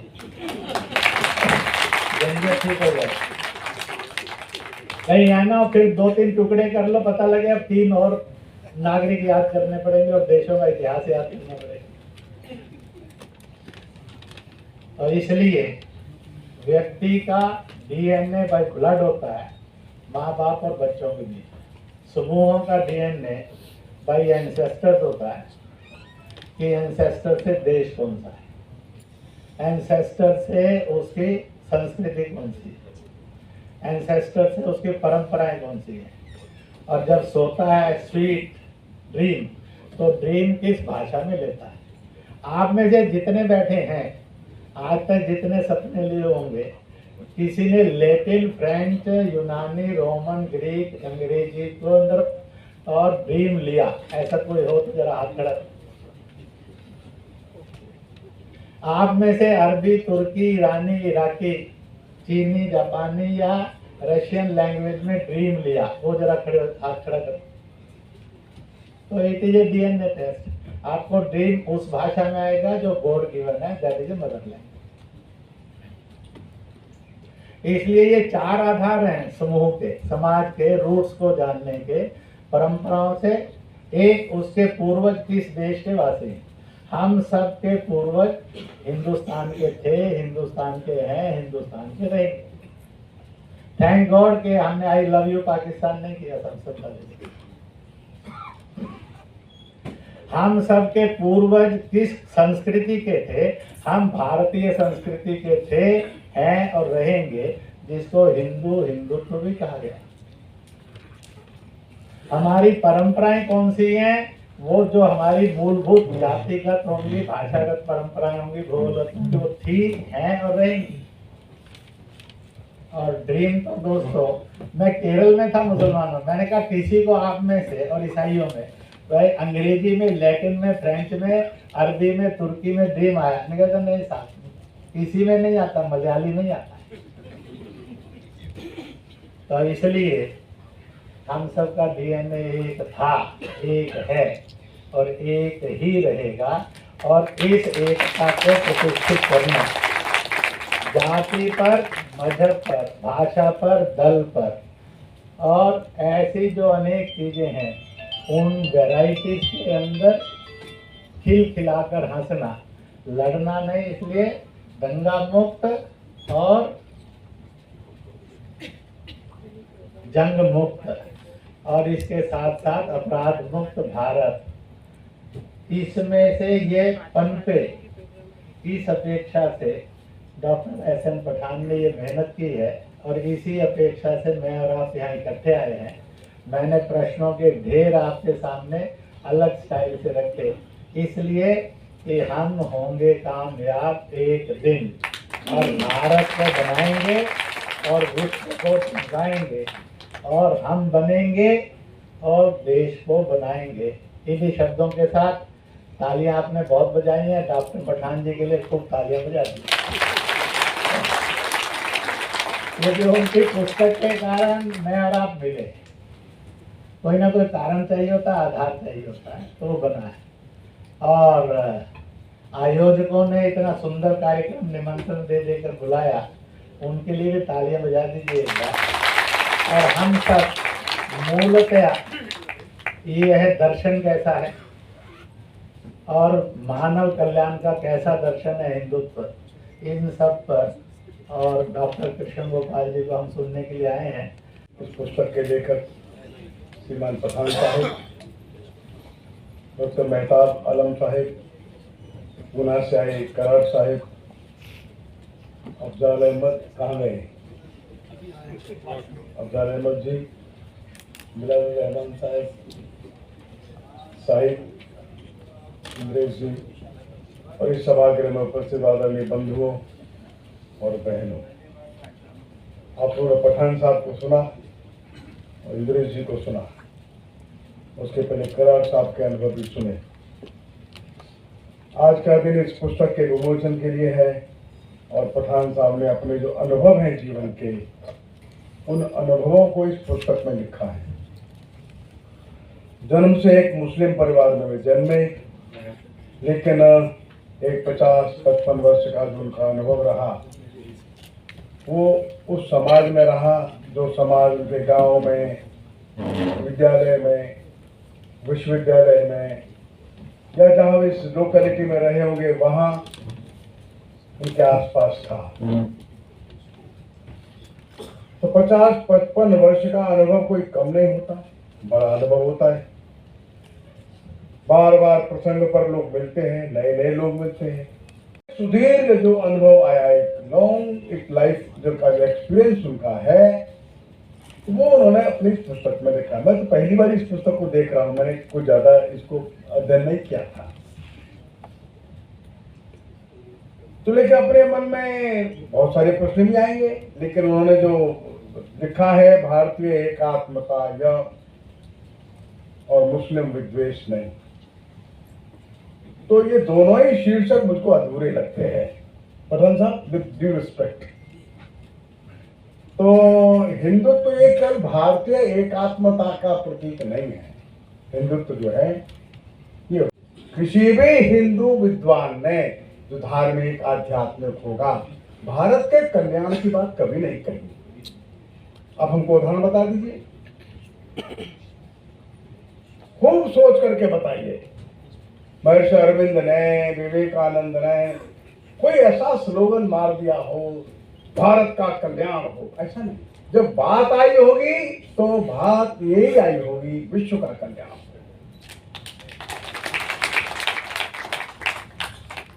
तो मौलिक बात को पकड़ना, what is the fundamental issue, what is the fundamental thoughts, what is the fundamental vision. और जो हिंदू जिसको हम लोग कह देते हैं ट्रेडिशनल वोकैबुलरी में, उस हिंदू का मतलब है जो हजारों वर्षों से इस देश में एक परंपरा है, एक थॉट है, एक विचार है, एक दर्शन है। ये दर्शन डिविजिव नहीं है, ध्यान रखना है। हम बंटवारा नहीं करते मानवता में, ये भारत और ये भारत के अलावा, ये बंटवारा कर देगा, ये हिंदू तो नहीं है। जब कभी बात करेगा तो करेगा विश्व के कल्याण की ही, और कोई भी काम उसकी जो कसौटी है, फाइनल जो टच स्टोन है वो ये है, हमारे किसी भी काम से विश्व के किसी भी देश का, विश्व के किसी भी समाज का अकल्याण न हो जाए। ना पाकिस्तान से झगड़ा होता है तो कोई मान लो किसी एक विद्वान ने एक फ्रेज बना दिया, ऐसा कहो भाई, ऐसा एक श्लोक बना दिया कि पाकिस्तान को छोड़कर सर्वे भवन्तु सुखिनः, तो देखिए इसको हिंदू एक्सेप्ट नहीं करे, नहीं, गलत बात, ये संभव ही नहीं है। जो हमारा शत्रु है, दुश्मन है, हमारा अहित चाहता है, हे भगवान इसका भी भला करो, इसका हुए हैं। यह मौलिक चिंतन इस देश की धरती का है, और इस देश की धरती में जितने भी आप संप्रदाय देखिए, बुद्ध है, महावीर है, नानक है, ज्ञानेश्वर है, रामानंद है, चैतन्य है, तिरुवल्लुवर है, शंकर देव है, शंकराचार्य है, कोई कबीर है, रैदास है, तुलसीदास है, कोई भी इस देश की धरती के विचार को लेकर के खड़ा हुआ, वो अपने पंथ की बात कभी नहीं करेगा, ध्यान रखना। नानक ने कभी नहीं कहा मेरे चेले आनंद में रहे, कभी नहीं कहा नानक ने। बुद्ध ने कभी नहीं कहा मेरे शिष्य केवल आनंद में रहे, कभी नहीं कहा। महावीर ने भी नहीं कहा, चैतन्य ने भी नहीं कहा, शंकराचार्य ने भी नहीं कहा।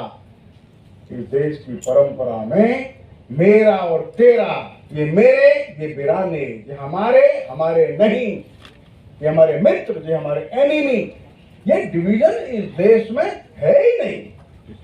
अयम अयम निज परो वेत्ति गणना लघु चेतसाम, ये मेरे हैं और ये मेरे नहीं, ऐसा जो सोचता है ये छोटी बुद्धि का आदमी है। गणना लघु चेतसाम, जो छोटी बुद्धि के लोग हैं वो ऐसा विचार करते हैं ये मेरे हैं, ये मेरे नहीं है। ये बुद्धि धृतराष्ट्र को आई थी तो उसको सबक मिल गया। धृतराष्ट्र ने तो पहला श्लोक जो यही पूछा है, हे संजय बताओ मेरे और पांडवों के पुत्रों ने क्या किया। मेरे और पांडव के दो ड्यूअलिज्म आ गया, ये मेरे थे, ये मेरे नहीं थे, सर्वनाश हो गया उसका। और जब हम भारत के विचार के बारे में बात करते हैं, हिंदू तो शब्द आया ठीक है, लेकिन जब हिंदू शब्द नहीं था तब भी विचार तो था। जो विचार था ये सर्वग्राही विचार है, ध्यान में रखिए। एक भी इसके बाहर नहीं जाएगा इसकी परिधि से। और सबका मंगल, सबका सुख, सबके दुख का निवारण, मां कश्चित दुख भाग भवे। और अंतदेव कहता है, हे प्रभु मुझको ऐसा आशीर्वाद दे दो कि इस धरती पर कोई दुखी रहे ही नहीं। हमें काम ये राज्यम, ये राज्य नहीं चाहता, ना स्वर्गम ना पुनर्भवम, स्वर्ग भी नहीं चाहिए, मोक्ष भी नहीं चाहिए। काम ये दुख तप्ता नाम प्राणी नाम आर्ति नाशनम। वो कहता है इस धरती पर जितने भी प्राणी हैं उनका दुख दूर हो जाए, बस ये मेरी इच्छा है। ये है भारत का दर्शन और ये हिंदू दर्शन है। और ये जितने संस्मरण उन्होंने सुनाए हमारे पठान साहब ने, वो उस दर्शन की केवल अभिव्यक्ति है। इस पुस्तक में भी मैं उनके 3-4 उदाहरण सुना, पढ़ा। उनके प्रोफेसर थे, तो प्रोफेसर साहब जिनके अंडर में आप पठान साहब पीएचडी कर रहे थे, बीमार हो गए। कुलकर्णी जी थे, कुलकर्णी साहब, हाँ, बीमार अस्वस्थ हो गए। अपने गांव में चले गए, गांव का बड़ा मकान था उनका, वहां रहते थे। तो पठान साहब उनके घर चले गए। तो गांव के बगल में किसी कस्बे में उन्होंने कोई अपना ठिकाना बनाया होगा, रोजाना जाते थे, शाम को वापस आ जाते थे। 2-3 दिन बाद कुलकर्णी साहब ने पूछा, कहाँ से आते हो तुम? वहां क्यों रहते हो? हमारे घर में आ जाओ ऊपर, हमारे घर में कमरा खाली है, आ जाओ, नहीं रहो। तो 10-15-20 दिन वही घर में रहे, वही खाना पीना जलपान भोजन, वो थीसिस चेक करते थे। 10 घंटा 8 घंटा जो समय मिलता था बीमारी की अवस्था में, उन्होंने 15 दिन इनको अपने घर में रखा अच्छे से। लेकिन ये अकेला उदाहरण नहीं है, ये उदाहरण से बहुत प्रभावित हुए, उन्होंने लिखा उदाहरण, लेकिन ये बहुत जनरल था देश में। मैं जिनके अंडर में पीएचडी किया वो भी ऐसे करते थे मेरे साथ। एक बार प्रोफेसर राय साहब थे, मैं उनके अंदर पीएचडी करता था, तो मैं तो थोड़ा लापरवाह था पढ़ने में, आपकी तरह उतना सिंसियर मैं तो कभी रहा भी नहीं। तो दे जाता था इकट्ठे पेपर ले गया, तो बोले आज बहुत दिन बाद आए हो, अब तुम रुक जाओ। तो उन्हीं के घर पर खाना पीना रुक जाते थे, 4 से 8 घंटा रात को रुक गए। तो डॉक्टर साहब मेरे लिए कहते, भाई बेटा गोपाल आए हैं, उनका खाना बनवाओ। ऐसे प्रोफेसर हमने देखे, वैसे प्रोफेसर उन्होंने देखे। कलाम साहब उदाहरण देते अपने प्रोफेसर का, वो छोटे थे कलाम साहब, तो उनके अध्यापक ने उनको अपने घर बुलाया। वो कलाम तुम घर आ जाओ, खाना घर खा लेना। लेकिन उनके जो अध्यापक थे कलाम साहब के, वो ट्रेडिशनल थे। तो उनकी पत्नी ने कहा, अरे लड़का आ गया, इसको मैं खाना नहीं खिलाऊंगी, तुम खाना खिलाओ। तो वो गुरुजी ने कलाम को खाना खिलाया। कलाम साहब खाना, विद्यार्थी थे, छोटे विद्यार्थी, 9-10 तक पढ़ते रहे होंगे बस। कलाम साहब ने इस घटना का रेफरेंस दिया है बहुत बार। ये बात कलाम साहब को ध्यान में आ गई, मेरे घर में खाना खाने से घर में थोड़ा टेंशन होता है। 10 दिन और फिर उन्होंने बुलाया, कलाम घर आ जाओ, खाना खा लेना। अरे गुरुजी रहने दीजिए, टालना चाहते, अरे तू आकर चिंता मत कर, आ जा। अरे 2-4 बार होने के बाद उनके गुरुजी की पत्नी भी खिलाने लगी खाना। कलाम साहब ने इस बात का रेफरेंस दिया है, एक ट्रेडिशनल परंपरा का मेरे अध्यापक थे, मेरे खाने से घर में थोड़ा दिक्कत हुई, घर को मैनेज किया, लेकिन मेरे साथ संबंध अच्छा बनाकर मेरे को पढ़ने में आगे बढ़ना चाहिए, ये प्रेरणा उन्होंने मुझको लगातार दी। मैं उस ऋण से पूर्ण नहीं हो सकता है।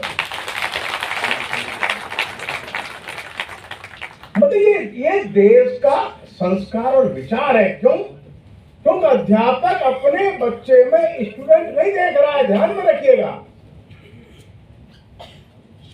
मैं काशी में था, एक मुसलगांव करके बड़े विद्वान थे, उनके शिष्य विदेश से पढ़ने आते थे, वैदिक पढ़ाते थे।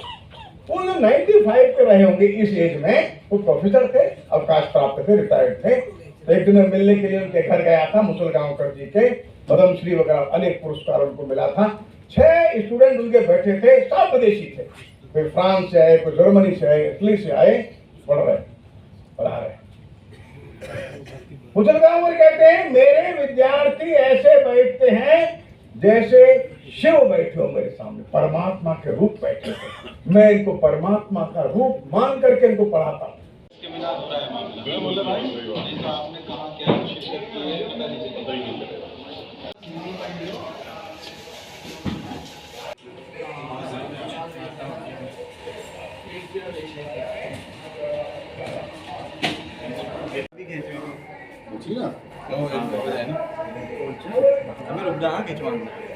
चलिए आइए। शुक्रिया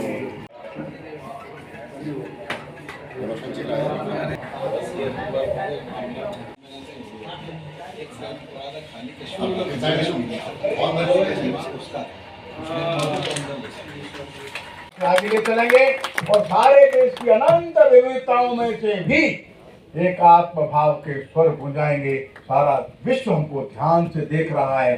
हमारे पास ये मार्ग है तो दुनिया बहुत कष्ट में, बहुत संघर्ष में और बहुत परेशानी में है।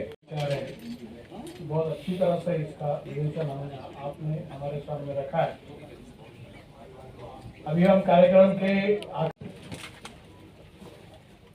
बैठे बैठे निर्णय किया है। आपको प्रारंभ में किताब की कीमत बताई गई थी, उस बात की तरफ से और प्रकाशक की तरफ से आपको सप्रेम भेंट है।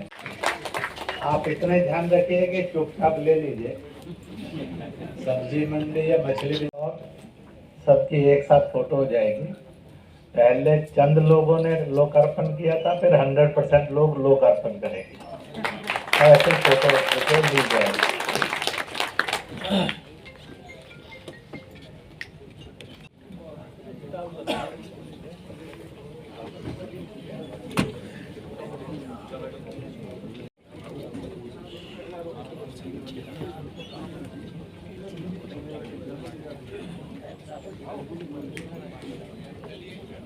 बैठने का हाँ, मैं जैसे कह रहा था कि हम प्रोग्राम के आखिरी इस सुंदर कार्यक्रम के लिए जिन्होंने अपना कीमती समय दिया, ऐसे आज के मंच पर विराजमान मैं हिंदुस्तान फर्स्ट और मुस्लिम राष्ट्रीय मंच इन दोनों आभार व्यक्त करता हूँ। उपलब्ध कराया तो इंडिया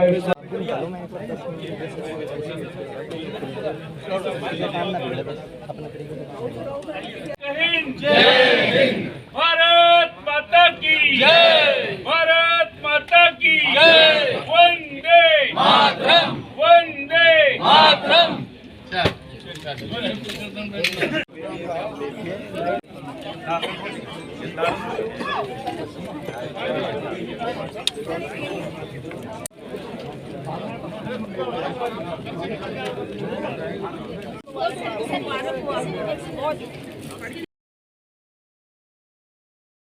मेरे साथ तो बहुत ये तो आपका मोबाइल दो। हाँ, मोबाइल ये एक मोबाइल में ले लीजिएगा। जरा हमारे राजस्थान की मैडम मोबाइल दीजिए। किताब देखिए, मैं भेजती सर।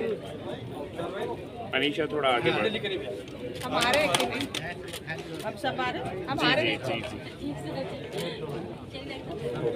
Thank you.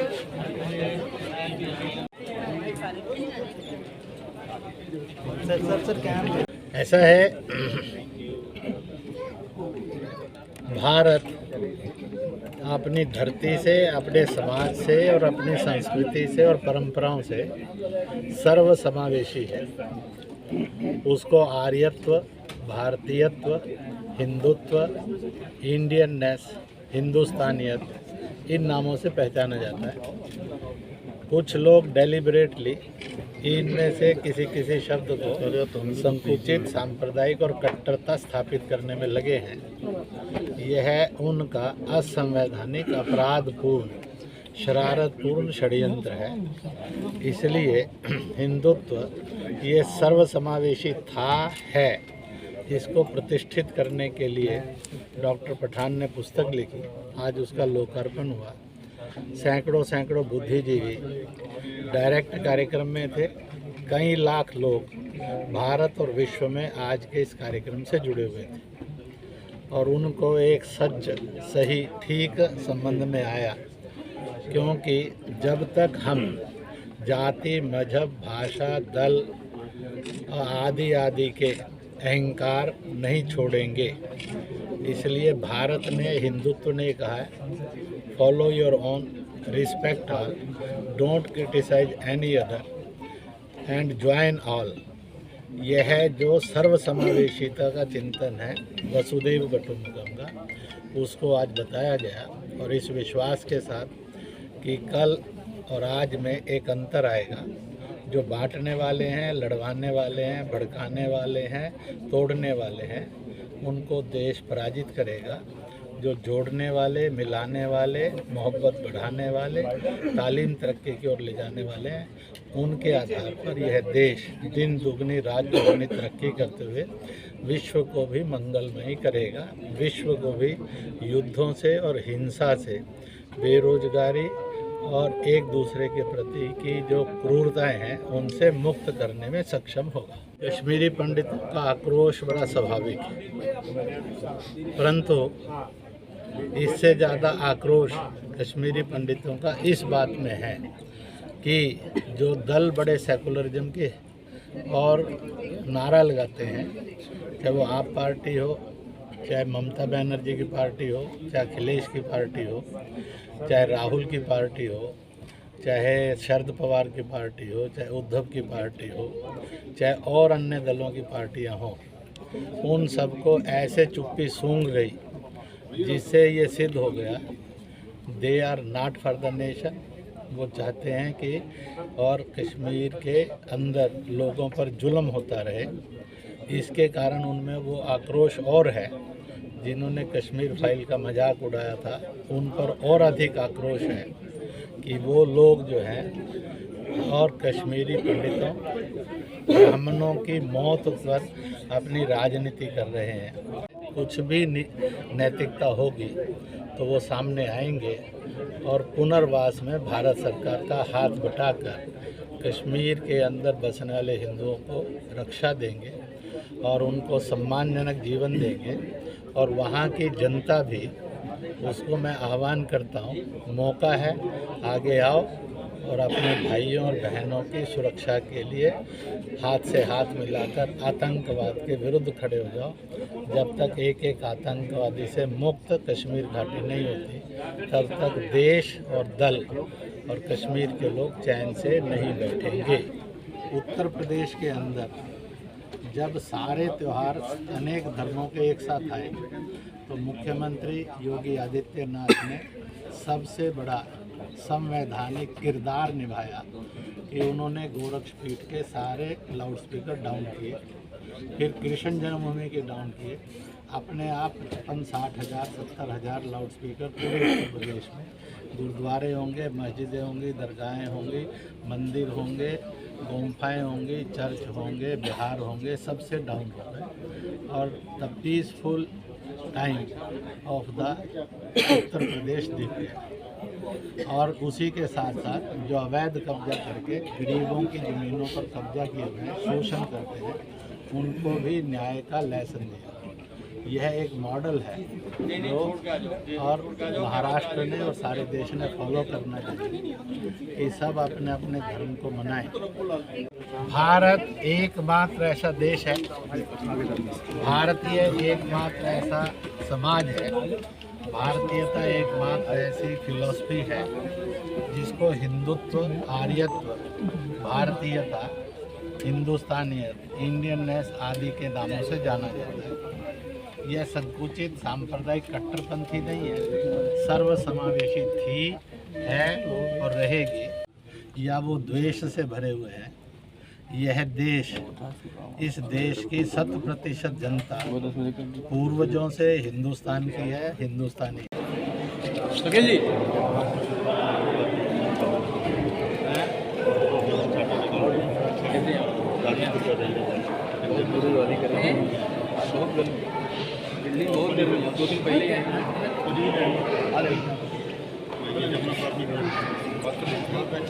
सब लोगों को एक मौलिक अधिकार प्राप्त है और एक नैतिकता का अधिकार प्राप्त है।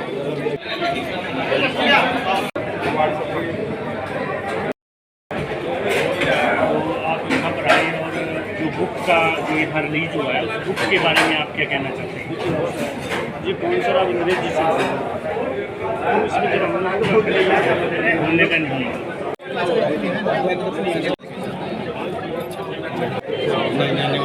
भाई साहब एक मिनट।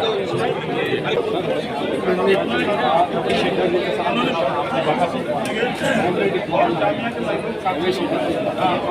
साहब डॉक्टर साहब वहाँ बहुत मदद करते हैं, जितने भी मेडिकल में सबकी मदद यही करते हैं। वो विभाग को चारक जी इन्हीं के पास भेजते हैं, सपोर्ट भी करते हैं। यह है स्वर्ग का, जन्नत का मार्ग सब धर्मों ने बताया है, उस पर चलें। इसलिए भड़कना, लड़ना और लड़वाना छोड़कर अपने अपने मत पंथ में चले, सब मत पंथों के लोगों को बुलाएं और मिलजुल कर सब धर्मों के त्यौहार सब लोग मनाएं। किसी की क्रिटिसिज्म नहीं करें, आलोचना नहीं करें, निंदा नहीं करें, सब मिलकर मनाएं। और इस प्रकार से एक नया भारत, नेक भारत, एकजुट भारत, श्रेष्ठ भारत मनाएं।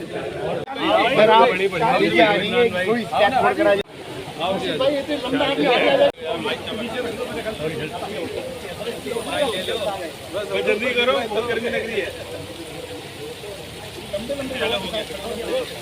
Wait wait wait wait.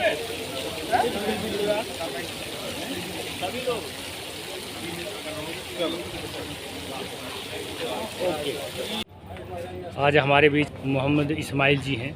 यहाँ पर एक बुक का उद्घाटन हुआ। हम उनसे जानना चाहते हैं कि इस बुक के बारे में और जिस विषय पे यहाँ पर गोष्ठी हुई है उसके विषय में आप क्या कहना चाहते हैं।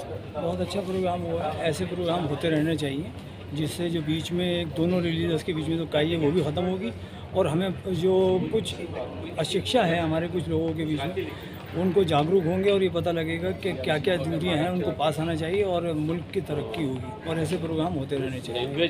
तो हमारा देश जो है 75वीं वर्षगांठ मना रहा है, अमृत महोत्सव आज़ादी का, तो इसमें इस तरह की भागीदारी होनी चाहिए, आप मानते हैं, और आप बीजेपी में एक बहुत ऊंचे पद पे हैं, तो इस तरह से जो देश को मोदी जी ने एक नई दिशा दी है, जिसमें डिजिटल इंडिया बनाने की उनकी मुहिम जो है वो लगातार बढ़ती जा रही है और सारा देश उनके साथ सहयोग में है। तो ये जो इस तरह के कार्यक्रम हैं ये देश को और ऊंचाइयों पर ले जाने के लिए हैं, तो जो इसके बारे में कुछ आप कहेंगे। बाहर जो हमारी पड़ोसी कंट्री हैं वो कहते हैं कि मुसलमान के साथ यहाँ जुल्म हो रहा है, कोई जुल्म नहीं हो रहा। मोदी जी के साथ सारा मुसलमान उसी ताकत से लगा है जैसे देश के और दूसरे तबके के लोग लगे हुए हैं। तो यहाँ कोई बंटवारा नहीं हो रही। हाँ, कुछ चीज़ें थी जो पुराने ज़ख्म थे, ये बहुत अच्छा करा इन्होंने, ख़त्म कर दिया, जो देश हमारा आगे तरक्की करेगा। और आने वाले टाइम पे हम सब और ज़्यादा मोदी जी के बारे में 10 साल बाद पूछोगे, जब पता लगेगा मोदी जी ने क्या काम करा है और देश को क्या तरक्की दी। तो सर जी, आप प्रोग्राम में आए, बहुत बहुत धन्यवाद। और इस तरह से जो आपकी सोच है, हर हिंदुस्तानी की इस तरह की सोच होनी चाहिए। हमारी दुनिया है, पूरा संसार है, उसमें सबसे अग्रणी सोने की चिड़िया दोबारा से, सोने की चिड़िया दोबारा से हम कहलाएं, क्योंकि बहुत से जुल्म हमने देखे हैं। लेकिन जब से मोदी जी 2014 में एक सत्ता में आए थे, तब से जो है देश में बहुत से परिवर्तन हुए हैं, बहुत से नहीं, और बहुत तरक्की हुई है, बहुत से कानूनों को ख़त्म कर दिया गया है, बहुत अच्छी बात है। तो इसके बारे में आप कुछ आम जनता के लिए, जो भटके हुए लोग हैं, उनके लिए आप क्या कहना चाहते हैं। भटके लोगों के लिए यही कहूँगा कि आओ बीजेपी ज्वाइन करो। बीजेपी एंटी मुस्लिम नहीं है, ये वही बात कह रही है जो हमारा इस्लाम कहता है कि एक हाथ में दुनियावी तालीम और एक हाथ में दीनी तालीम। तो मोदी जी भी तो वही कह रहे हैं, एक हाथ में लैपटॉप हो, एक हाथ में कुरान हो। तो गलत कहाँ है? बस कुछ मुल्लाओं ने जो है ज़बरदस्ती मोदी जी के ख़िलाफ़ उल्टा सीधा कर रखा है। मोदी जी ने जो अभी मकान बांटे या कुछ और करा, उसमें कहीं से कहीं तक ऐसा तो नहीं हुआ कि मुसलमान को मत देना और हिंदू को देना। और क्या हम बीजेपी में हैं, हमारे को तो कहीं से कहीं तक कोई ऐसा हमारे साथ आज तक बर्ताव नहीं हुआ कि तुम मुस्लिम हो तुम्हारी सीट अलग होगी। हमें और ज़्यादा इज़्ज़त मिलती है और हम और क्या कर सकते हैं देश के लिए। हम वहाँ आने के बाद हमारे जज्बात जो हैं वो होते हैं कि यार हम बेवकूफ़ थे जो उन लोगों के साथ जो है जिन्होंने हमारा यूज़ करा। हमारे बीच इस्माइल जी थे और यहाँ पर एक बुक विमोचन में आए थे। डॉक्टर पठान जी ने बुक लिखी थी। बीजेपी में एक मंत्री के रूप में दिल्ली में कार्यरत हैं। आपका बहुत बहुत धन्यवाद। Thank you very much.